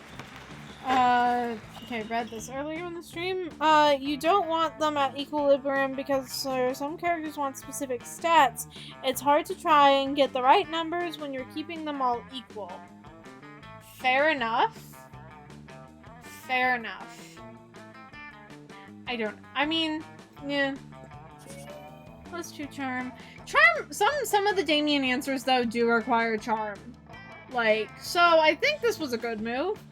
You basically gotta guess which answer is which stat. Yeah, I mean, that's always been true. I figured that out a while ago. You join Miranda and Damien's team for the game, too. It goes differently.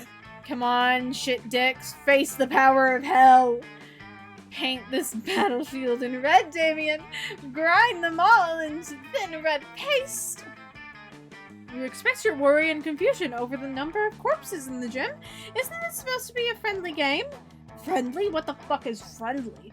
I only have 2 words in my vocabulary. Kill and murder. Honor, glory, feudalism. These are the words we live and fight for. These are the words we will die for. Anyway, so if you want to know, on a scale of 1 to concerning, mine and Owl's tastes in people, I would like to remind you, Damien is tied for my second favorite with Polly, and Owl's absolute favorite is Miranda. So you know. Whoa, did you didn't sign up to die. You gotta stop this before it turns into an FPS or something. Get off my nuts, narrator. You don't understand the ancient reasons for dodgeball slaughter. Many died before us, but we won't waver. Guys, it's just dodgeball. Let's throw the ball and have fun.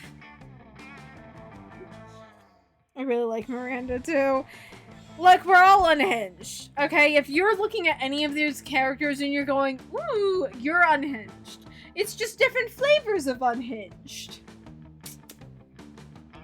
You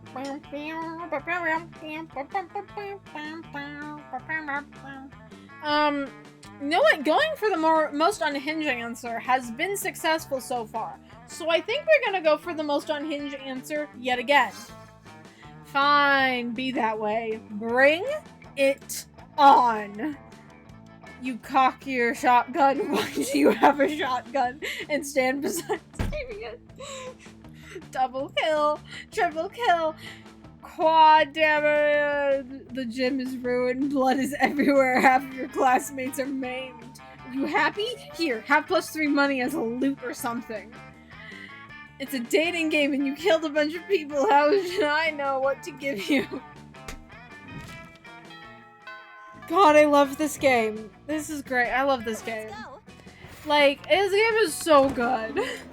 This is my kind of humor. It's so absurd. You sit down to enjoy a nice, normal meal at Spooky High Cafeteria as usual. Lol, JK, something fucked up is always going on here, and today it's no different. This sentence also applies to real high schools. Bro. Oh, hello, Kat. Do you want us to come sit with? Do you want to come sit with us and our imaginary friend? No one else is here. Their imaginary friend roars and the whole cafeteria shakes. A normal meal at Spooky High? Preposterous. Exactly. Normal meal at a high school? Preposterous. Like, period. Full stop. Shakes. Okay, Kat, you have some smarts. You're probably going to figure out this pretty quickly. Why do we have a wild beast under our table? Why don't you take a guess? He's asking you to guess because we totally forgot our plan. Scott! No, we didn't. Shut up. We were going to teach at the piano or maybe the saxophone. I lost my notes. No worries, no notes needed. You know exactly what they should do with this wild beast. The wild beast should be the new school mascot. Put him in a sports jersey and let's rock. Go team. It's obvious you brought such a beast to the kitchen to turn it into the next Monster Chef champion so you can split the big Monster Chef cash prize. Look at his blushy face and then Scott being so stupid. I love them. I love them. Ah. This is a Scott answer. This is a Jamie answer. What a kick-ass idea. Which was obviously ours. You're right. That was our idea. Hooray, we're geniuses. And I have just what we need here. Training montage music. Suddenly, you start training a montage in which the three of you try to teach cooking to the wild beast. You suck at it since you're not big chefs yourselves, and also because it's a wild beast. And it keeps devouring people and wreaking havoc. But it's quite an epic training montage. Afterwards, you're all sitting excitedly in front of your profitable TV. The Monster Chef show is about to start. You're holding cute supportive signs, and you even got yourself a custom-made t-shirt of the wild beast. Whoa, this is the big day. Also, how is it that we trained a wild beast and it's now on the show if it's still noon and the cafeteria time hasn't even ended? Shh, Scott. Time works in mysterious ways when it comes to training montages. Okay, boys, I only hope it isn't a souffle challenge. We know the wild beast isn't good at souffles. The wild beast isn't good at anything aside from devouring people and wreaking havoc. You quietly watch the show. The challenge is Beef Wellington. Fuck yeah, no souffle. Not so surprisingly, once the challenge begins, the wild beast just starts devouring the other contestants and destroying the show's set. You see the judges screaming, "Who the fuck let a wild beast enter the competition?" The wild beast is disqualified. Well, I guess that's it. We might not have won the cash prize, but we won the most valuable prizes. The prize of laughing at our wild beast fucking up everything on the Monster Chef set, which is a memory we will cherish forever. Is Damien ready to cherish memories that include you? Wowie!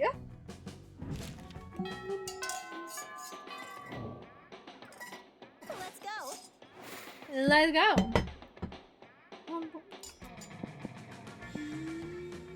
Up our boldness!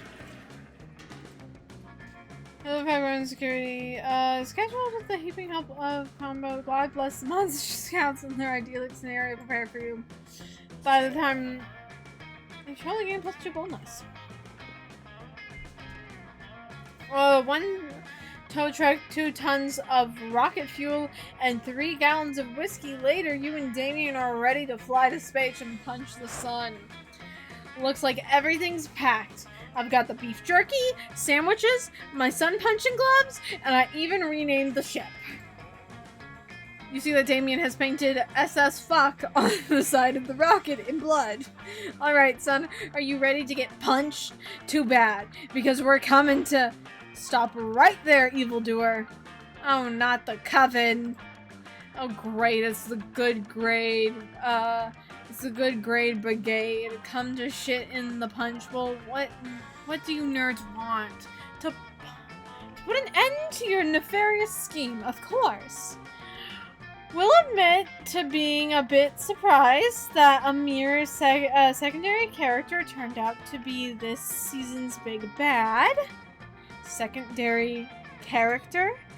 But to fly into space itself intent on delivering a deadly blow to the very sun, giver of life, banisher of darkness. It's a plan truly befitting the climax of our mid-season arc. You must be stopped. What the dog dick are you guys talking about? I just want to punch the sun because the sun is dumb.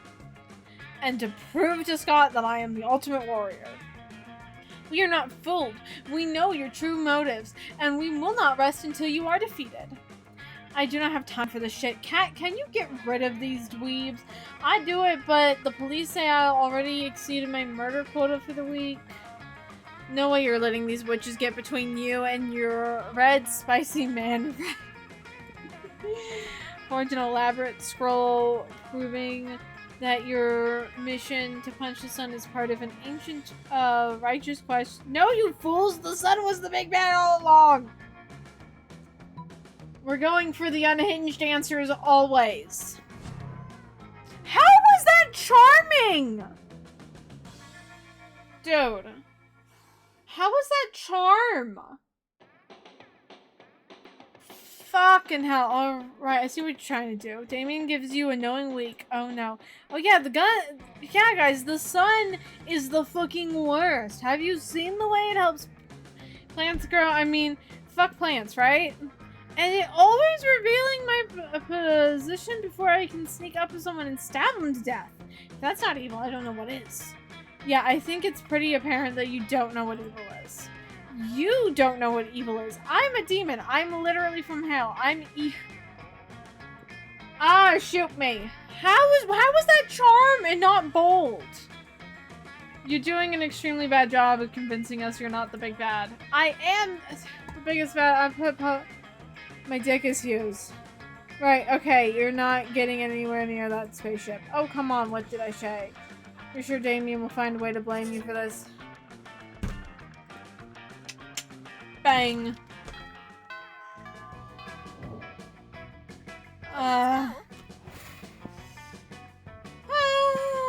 Back to up our charm. Charm because you need to convince the coven that it was the trip. Okay, fair, but also sometimes things like that are bold. I don't know.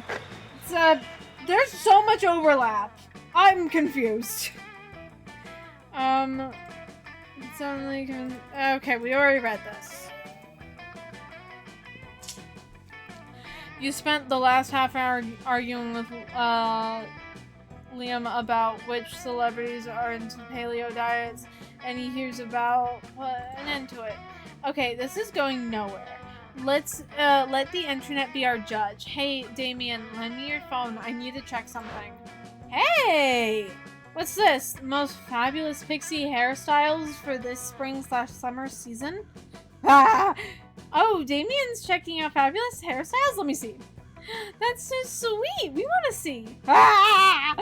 Okay, it's clear Damien is losing his shit over this. You feel kind of responsible. So, the least you can do is handle some damage control by stopping Miranda and Holly from seeing his phone too. Divert their attention by making money rain. Turn Damien's phone into a bird. Oh my god, you failed one route and the game immediately sends you into a different one. Yeah, it went, okay, so okay, we're not sending Damien to the sun. What if we send him to cosmetology school instead? And honestly, I believe that is the actual thought process. I like that. That's just the vibes of this game, truly. Okay, my money is only 8. Everything else is higher than that. So, the safe bet is to turn Damien's phone into a bird. This is genuinely incredibly rare. I've never seen this happen before. I don't know, dude. Okay. I'm starting to figure it out. Before anyone can check Damien's phone, you improvise a spell. Your magic skills are on point and the phone is surrounded by a very magical, very orange cloud. Then, there's no more phone. Instead, a majestic, Hopi bird emerges from Damien's hand. What? Look, Marie! A bird! Eee! Air people attack! Wait, Marie, it's just a bird. Not all birds are trying to assassinate you. What a great spell, Cat, and I totally get your sentiment nowadays. We're way too addicted to our phones. We should get addicted to something better than phones, like birds. If you'll excuse me, I'm leaving to turn some phones into birds. People will thank me later. Thanks. You're still a bit intrigued at the whole fabulous hairstyle thing, but now you're getting +2 creativity and +1 smart.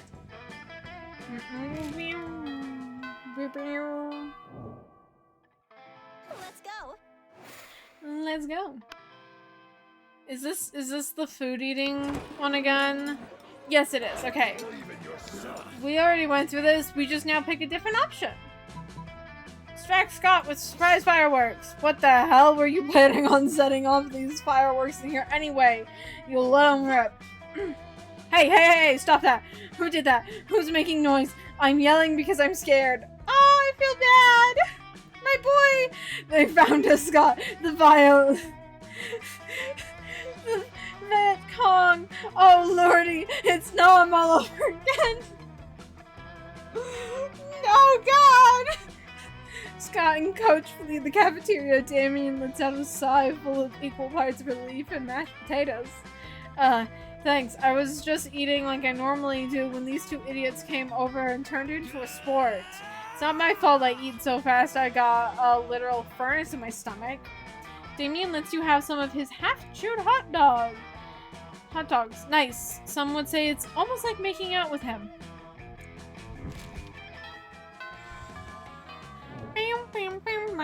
Let's go.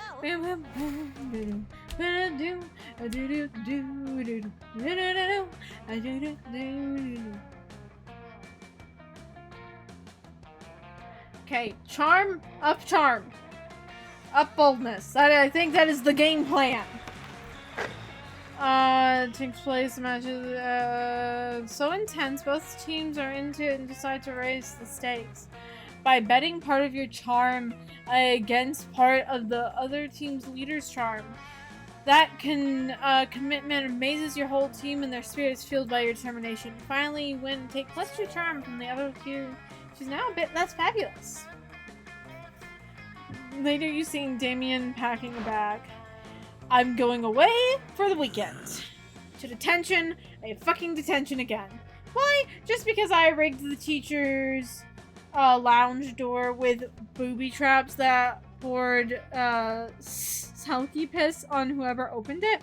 I mean, I didn't even set anything on fire this time. Let me spill the tea. This school is strict as fuck. Anyway, just brainstorming some ways to keep things entertaining beyond fucking ditching. Do it. Do it. Just fucking ditch. Do it. I heard that sentence so many times in high school. Cross-species economics and social barriers to make lifelong friends with a diverse group of students in detention and find out through silly dance that you're all not so different after all. Breakfast Club reference. I don't know. Ditching might be boldness. It might be boldness. The Breakfast Club reference Might be creativity, it might be smarts, it might be charm. I don't know what else to do it. The ditching might be other than boldness. That also might be charm though. I don't know. I think the ditch is the safer option. This also might be bold though. I'm gonna do the ditch. That feels like the safer option.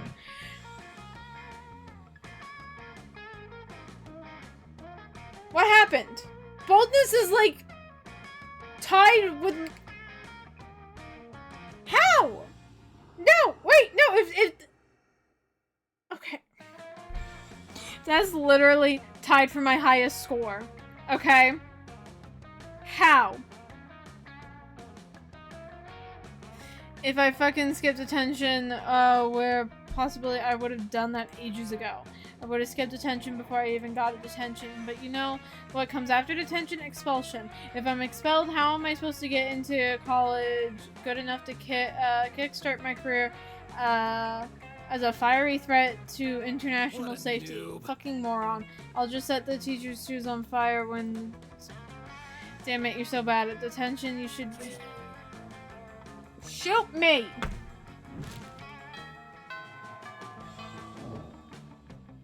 Let's go. Okay. Then you're number 2. Specific. Okay. You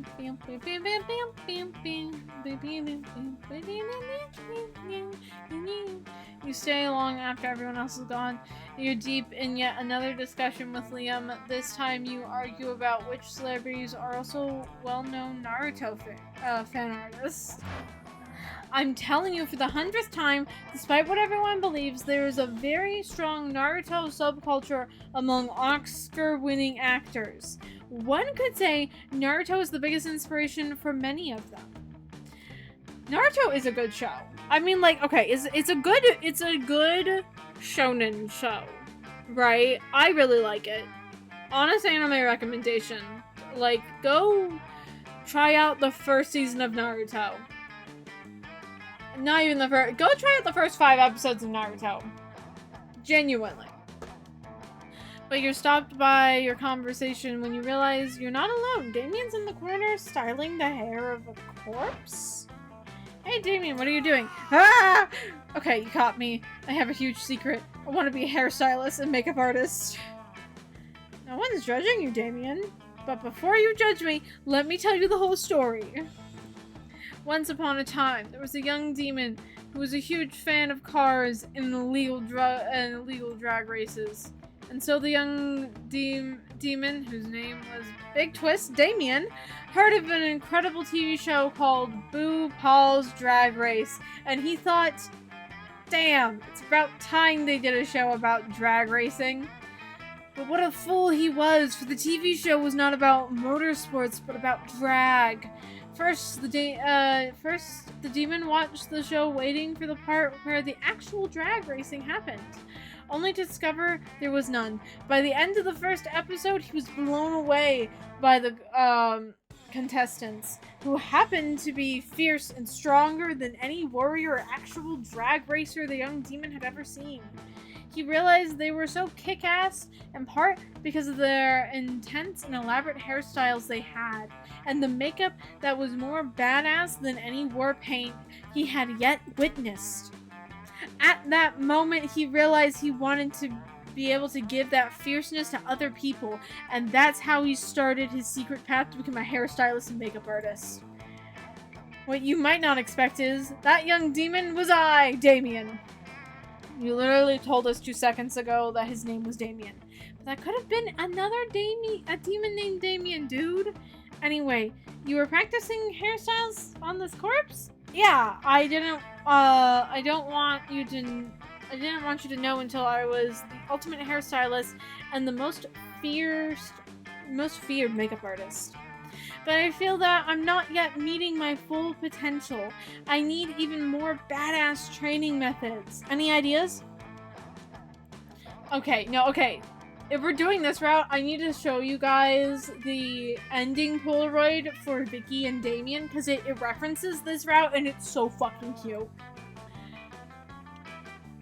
Witness a loved one getting killed or almost killed and get so angry you end up unleashing a new level of stylism. Meet a tough adversary and build a rivalry first. A rivalry frenemy relationship that pushes you both to improve. I don't know. Okay. Think. This is logical. Okay. So probably not boldness. Probably not fun. And I'm not convincing anyone of anything, so I don't think it's charm. So it's not smarts. It's not fun. It's not charm. It's not okay. It's not. Wait, no, not. It's not boldness. It's not charm. It's not fun because it might create. I think this is the safer option. I'm like, I actually know what the stats mean now, so like I'm strategizing. Okay, thank God. I'm like holding my breath every time. What? Great idea. Liam pulls a gun from somewhere and shoots you in the leg! What are you doing? I want to know too! I mean, Kat's been helping you with this personal issue of yours in a selfless way. I'm sure you've grown on her. I'm sure she's grown. They've grown on you. Don't be an idiot. Kat might have been super cool about this and really understanding and very supportive, but, oh yeah, you might be right. Of course I'm right, and I'll shoot them in the head unless you get better at hairstyling and makeup. Oh God. I just imagine I'm like crumpled on the floor, right? Vicky is crumpled up on the floor, like, and it's just kind of like, oh my God, Liam, I'm gonna need to buy a new leg now. I'm gonna need to replace it. What the fuck, dude? No! Damien starts doing your hair with a never before seen intensity. Hey, we heard a shot and our logical response was to follow the sound and see what stupid thing was happening. What's going on? Damien can't answer because he's too focused on styling the shit out of your hair. Ah! What's this? Is this the power of caring? Damien gives you such a great hairstyle that your leg wound is healed. Damien, this is majestic. Kat's hair looks like the concept of victory. Why were you hiding that you were so good at this? I wanted to be the best before anyone knew. Now you are, Damien, because you're doing hair for the right reasons. Yes! With skills like these, you'd be famous. Everyone will know you. Yeah, everyone. It's clear Damien is still hiding something, but that's a twist for another event. For now, I'm happy that you gain +2 charm and +1 boldness.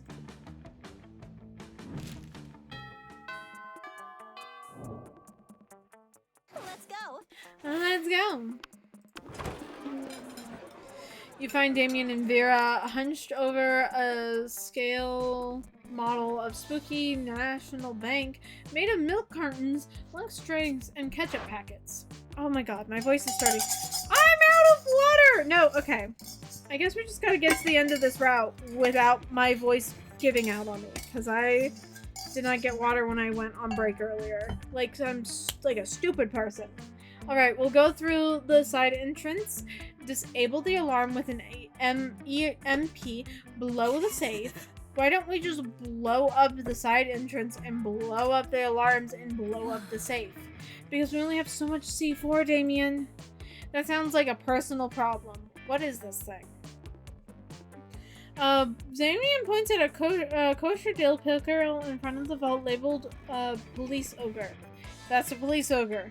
He's got eyes all the way around his not Ogie? I don't know. Around his head, never sleeps, doesn't take bribes, and is incredible in combat. Can we blow him up? No, we can't blow him up. We need to find a way around him. Well, I'm out of ideas. Yo, Cat, I will cut you in on the heist if you can solve this, Ogie problem for us. Lucky for you, the heist mastermind. Before Vera and Damien can react, you rob the bank yourself, split the money with Vera. Eat the pickle. I eat the pickle. Quick as a flash, you snatch the pickle off the table and bite it in half. Yes, success. Suck it, Ogie. That doesn't actually solve the... Look, Vera, now the path to the vault is clear. We can blow it up and walk in with the cash. But the Ogie is still there. The map doesn't lie, Vera. I see no Ogie. Fine, why don't you two just rob the bank then? I'll focus on my illegal drug trade. You're happy to share a romantic heist with Damien. Together, you eat the actual Ogie like you ate the pickle, and everyone knows police Ogies are the ultimate aphrodisiac. Oh, me and Damien fucked. We fucked. Let's go. Like, undeniably so.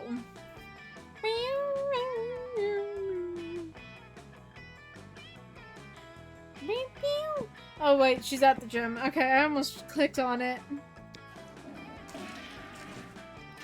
That day you skipped class just to hang out in the bathrooms because you were you tell yourself in the mirror that you're so bold that you would kill a tiny big-eyed turtle with your bare hands. That monstrous act would instantly gain you plus 500 boldness. But come on, you're just talking to yourself in the mirror. What merit is that? You know what? You can keep 2 boldness anyway for saying that to yourself out loud. That day, you didn't expect to find a fucking wild giraffe in the WC? This creature is wrecking everything in a very giraffe manner. You can only assume that this thing's natural habitat isn't high school bathrooms. You realize you're not alone in here. Scott and Damien are unsuccessfully trying to contain the situation. Oh, I just realized there's a bottle of some semi-stale water, but that's fine. My throat is dry.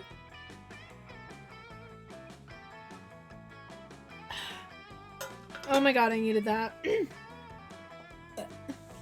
I felt like my voice was starting. I was like, I'm gonna fuck up my voice if I don't take water. You realize you're not alone in here, Scott and Damien, I'm starting to think maybe it wasn't a good idea at all. Damn, this thing is crazy. How is it happening again? Our plan was perfect this time. Next time we should try with the brie cheese instead of the Gouda. I think that's what drove the giraffe crazy. Let me make a note. Damien, it's brie. Is it brie cheese or brie cheese? Not now. We need to do something about this giraffe or we're gonna get fucking expelled. Hey, you, come help us. We gotta calm this thing down. There comes a time in everyone's life where they need to deal with a wild giraffe. That time for you is now. It's time to try that specific spell that turns giraffes into planets, into slates of spaghetti. You knew it was gonna be useful one day. You need that, make that giraffe respect you. And the only way is by challenging it to a radical hip-hop.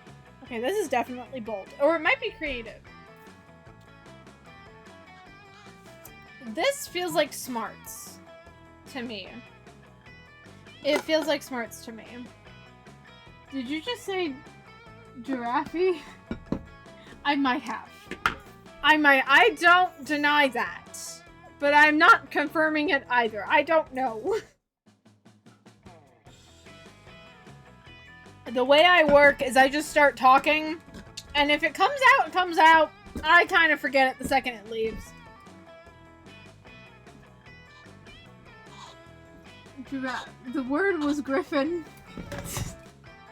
Did my dyslexic ass brain autocorrect griffin to giraffe?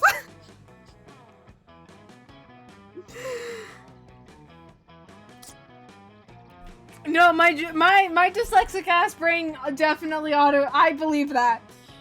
It auto-corrected griffin to giraffe. Like that's totally within my real possibility. Oh my god. Griffins. Yeah, no, it's Griffin, not giraffes. Griffin. Okay, to be fair to me, they are extremely similar words in shape, okay? And fun fact, dyslexic people really rely on the shape of words to figure out what word it is, because, yeah.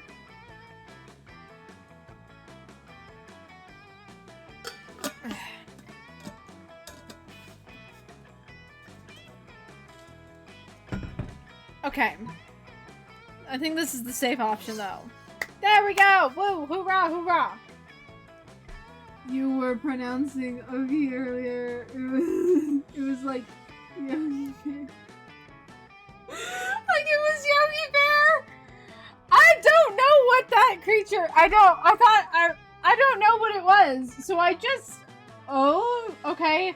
Like ogre, but there's an E. So... let's just kind of shove an E there. Ogie. That's my best guess, baby. Oh no. Listen. You know what? No one even needs to redeem points. No one even needs to redeem points.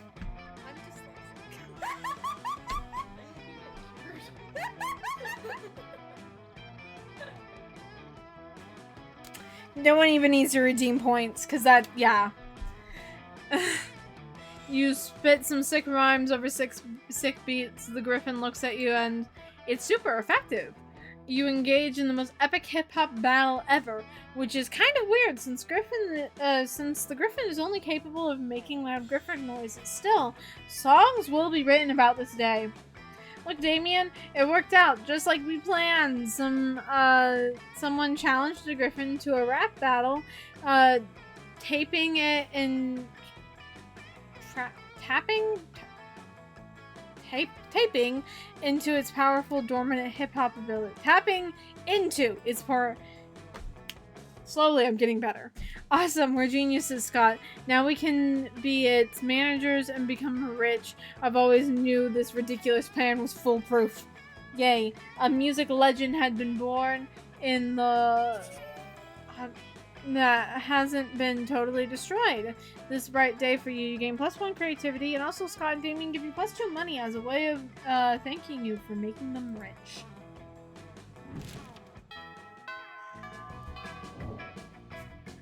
Let's go.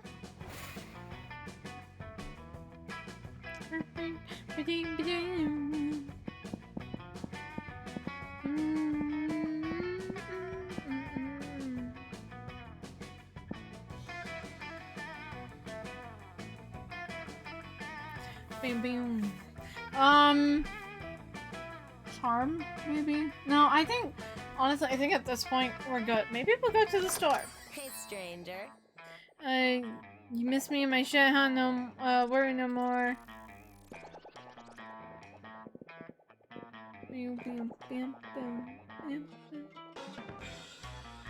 Go cocaine, these, weird...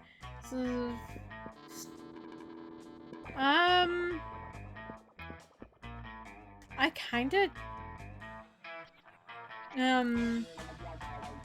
I don't really need any stat increases. I kinda just came here because I wanted to see, because sometimes there'll be different things.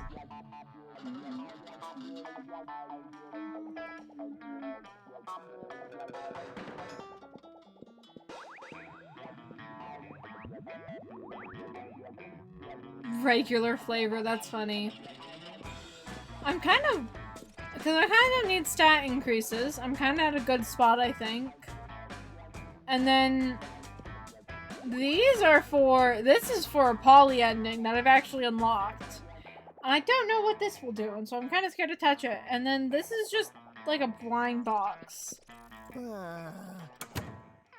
I don't know why I did. I just wanted to see what was there, because I'm like, I feel good about the stats. Let's go. Oh, not the monster slayer. You just sat down to eat with Damien and Liam. When you eat with Damien, Liam's just taking pictures.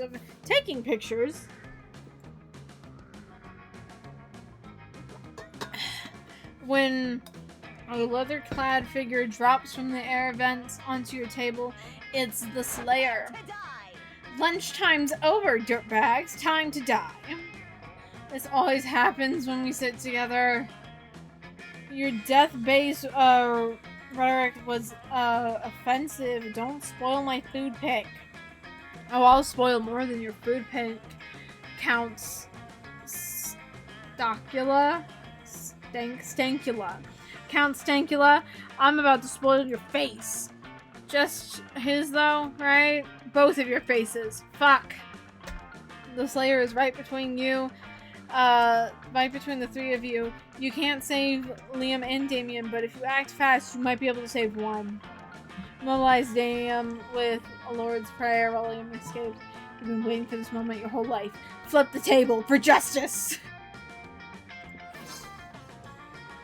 Property damage! Woo! Let's go! Normally, when you flip tables, it's out of anger or mischief, but this is about to be the most righteous table flip ever performed. No! My pudding! No! My artfully arranged cafeteria food! Yes! Fucking up school property! The Slayer ends up pinned under the table along with Liam.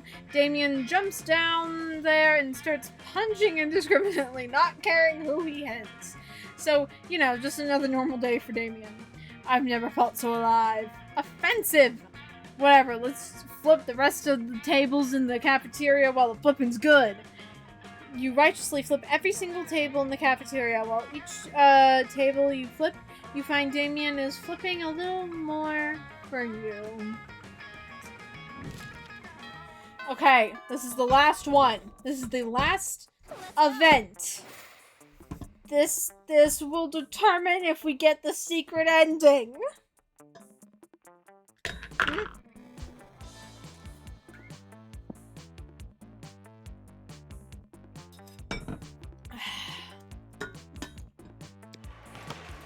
Yeah, they take place, but the mechanism is important as the human interaction with him. To peak, you decide to go for the overkill and teammates. He's totally mesmerized. It's the most epic wink ever. Okay. Forget about that.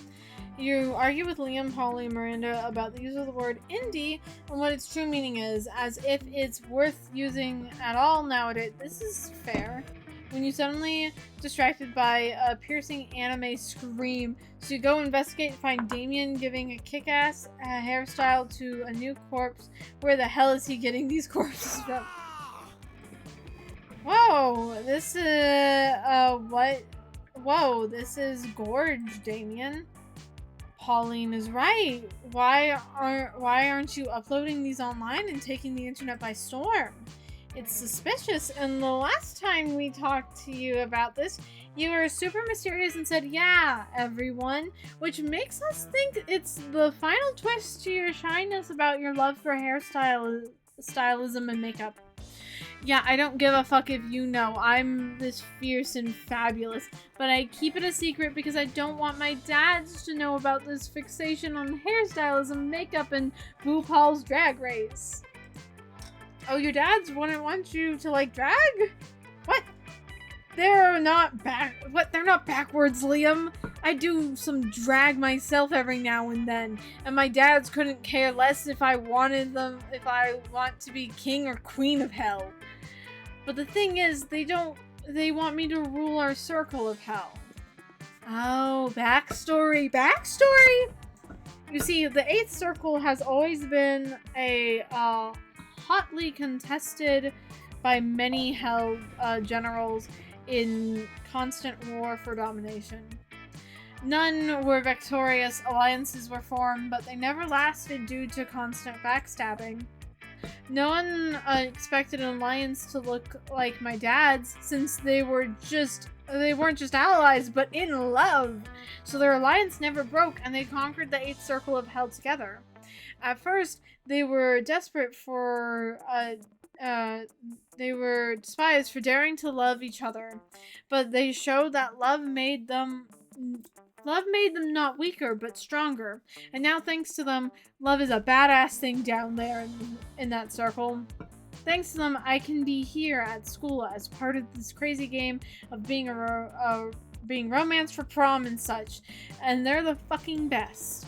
But they expect me to inherit their arms one day and become a general and ruler because we, the... I literally was like, okay, I'll remember it! Levies? Lobbies? Levies? Levies. Lobbies? Lava? Not lava. Lobby. Lobbies. I'm gonna go. Love and destroy, and we love to destroy. Don't get me wrong, I love violence and war, and being a general and ruler sounds kick-ass, but sometimes I feel pressured. What if I just want to be a hairstylist? Maybe I'll change my mind, but I want to have that choice. It makes me sad inside. I can't be a general and a hairstylist. Why do I have to only be one? I feel you, Damien. Some people can be true traditional when it comes to careers. You're this or that if your true calling needs you to be a given thing. But I, myself, am a strong advocate for career fluidity because it's about time we start a conversation about the plurality and complexity of career identity. Right, Liam, what Liam said, we need to come up with a plan for your dads to acknowledge that you would be an awesome hairstylist, Damien. That'd be great. Come on, let's think of a plan, Kat. You got any ideas? You're the one with all the wacky plans. Practice the art of stealth makeovers. Give your dads a complete makeover while they're asleep for them naturally and discover the advantage of your dreams. Speak a language they'd understand. Change your scissors for daggers and your makeup for blood.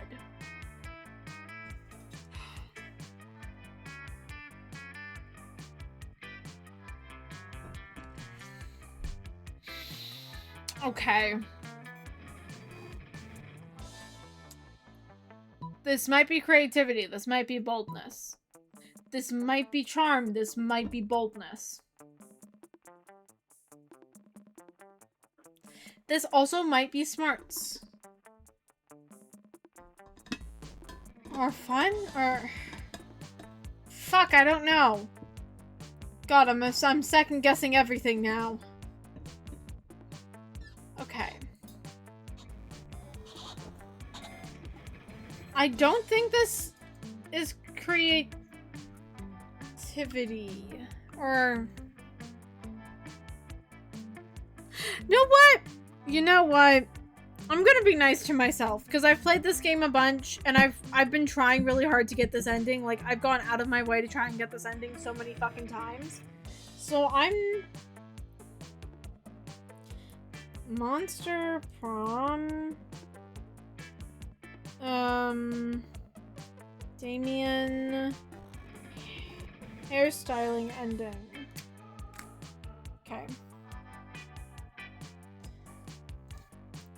Oh, okay.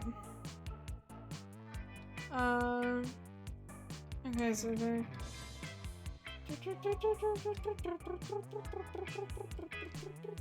Okay. Apparently the daggers and stuff is boldness, and then this is creativity. So I have more boldness, so okay. Slowly, I'm getting better at things. It only took me how many hours in this game? That's crazy. So crazy it might just work. I'll host a customary duel to the death in the pits of fire. My dads love to see their little red boy eviscerate some warriors and showing the power of the Lavi family. It's the perfect opportunity. And so all of you go that night to the pits of fire in the 8th circle of hell, where a duel to the death between Damien and some other demon has been scheduled. This is so cute! Look at all the corpses hanging on the walls! Such a tasteful display of power! Yeah, sure. I wonder if my corpse is hanging on some wall somewhere. Oh, that's a thought! Shh! It's starting! A huge honored warrior enters the pit one side while Damien emerges from the other. He's majestic and shirtless, and you curse that he isn't appearing on screen. Hey, don't call me out, game. The battle is intense and spectacular. Damien is ruthless, and even if he gets a bit hurt, he's destroying his opponents. His dad's witness everything with proud eyes from the highest stands of the pit. The audience screams, "Finish him!" Damien looks at them and screams, "You're about to see what a finish I'll give this motherfucker." In a swift movement, Damien uses his daggers to cut the adversary's hair before stabbing his guts and then putting his hands inside the poor guy's body with all of that blood. He beats his opponent's face into utter beauty. The huge warrior says with his last breath, "I die beautiful." Damien looks nervously at his parents. They seem intrigued, but continue contented nonetheless. He then looks at you and seems relieved. This might be the start for Damien to follow his true calling. Meanwhile, you gain +3 fun thanks to such a wonderful evening. Damn, I have some serious stats, but I am dumb as fuck. Damien. Let's go. Let's go. Hey, you. I was waiting for you to ask me to prom. You've helped me so much these days. Hiding my true calling from my dad's was a heck of a burden. They're not 100% into it yet, but they seem to be doing their best to understand it. It feels so fucking good. Thanks. Really. Prom night is rad.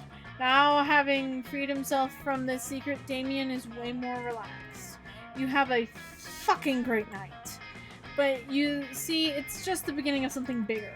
After all that, you keep supporting Damien in the pursuit of his dreams. Don't get me wrong, he keeps being super over the top and a lover of fire and mischief, but now there's more to him.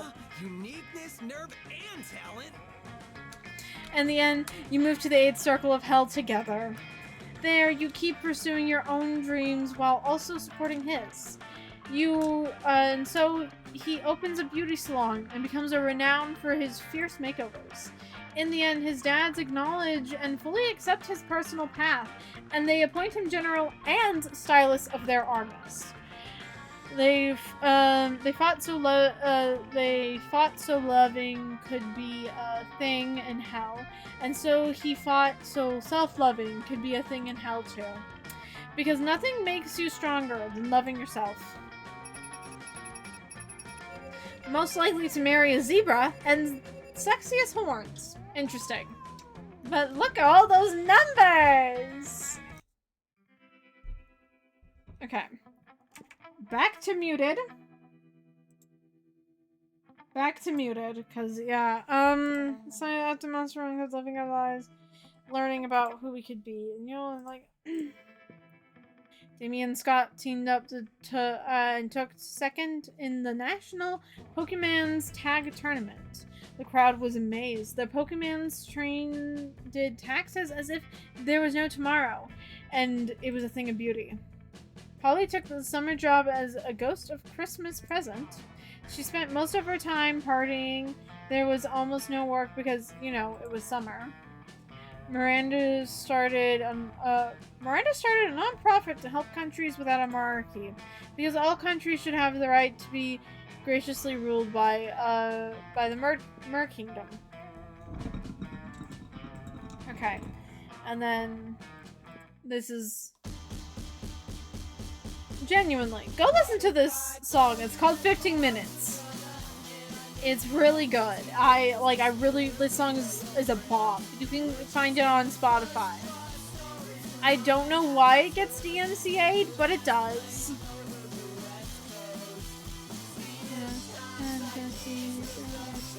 And also the Polaroids are so fucking cute, man.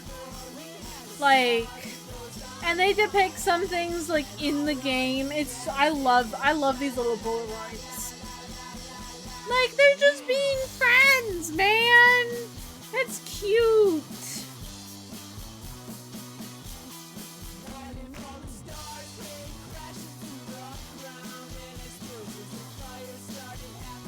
Oh, man. Like,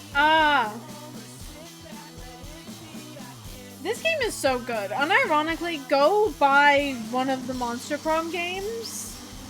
Like, there's this 2, which has some different characters, and then 3 is a different style of game. It's not a dating sim, though there are romance options still. It's like a choose-your-own-adventure road trippy thing. It's fun. These are just really great developers. They're really fun. They make some really unique, fun stuff. Like, go support these guys. Look at their Polaroid! It's so fucking cute. Like, it's so cute. More stuff unlocked in the gallery. Let's see. Got this, which is a nice photo. And then let's see, what concept art did we unlock? Ooh! Test outfits for Vera. Actually, this is her winter outfit in the game. It's super pretty. Facial expression test. Oh, this is cute. This is fun. And then what fan art? Ah! God, I love how there's fan art in the gallery and it tells you who it's by. Like, okay. That is all I can handle because my throat is getting really sore and dry. And you know, I have more I need to do later this week. Ooh, I forgot to unmute the game. Haha, hoo hoo, hee hee. There we go.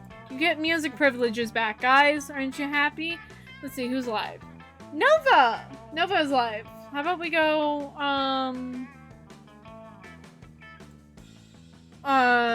raid Nova. Nova's chill.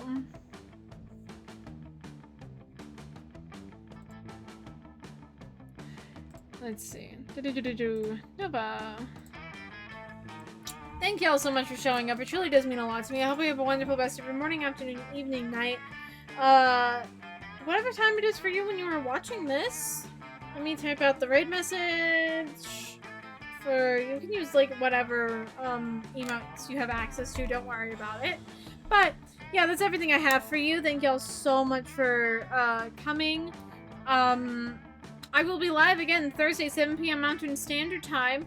Not with a dating sim, surprisingly, for this week, but instead I'm going to be playing one of my partner's Owl's favorite games with them, which I think will be appropriate for the day after Valentine's Day, you know? But Friday, we're back to more dating sims. So, you know, if that sounds fun to you, stick around. But yeah, that's everything. So goodbye, everyone!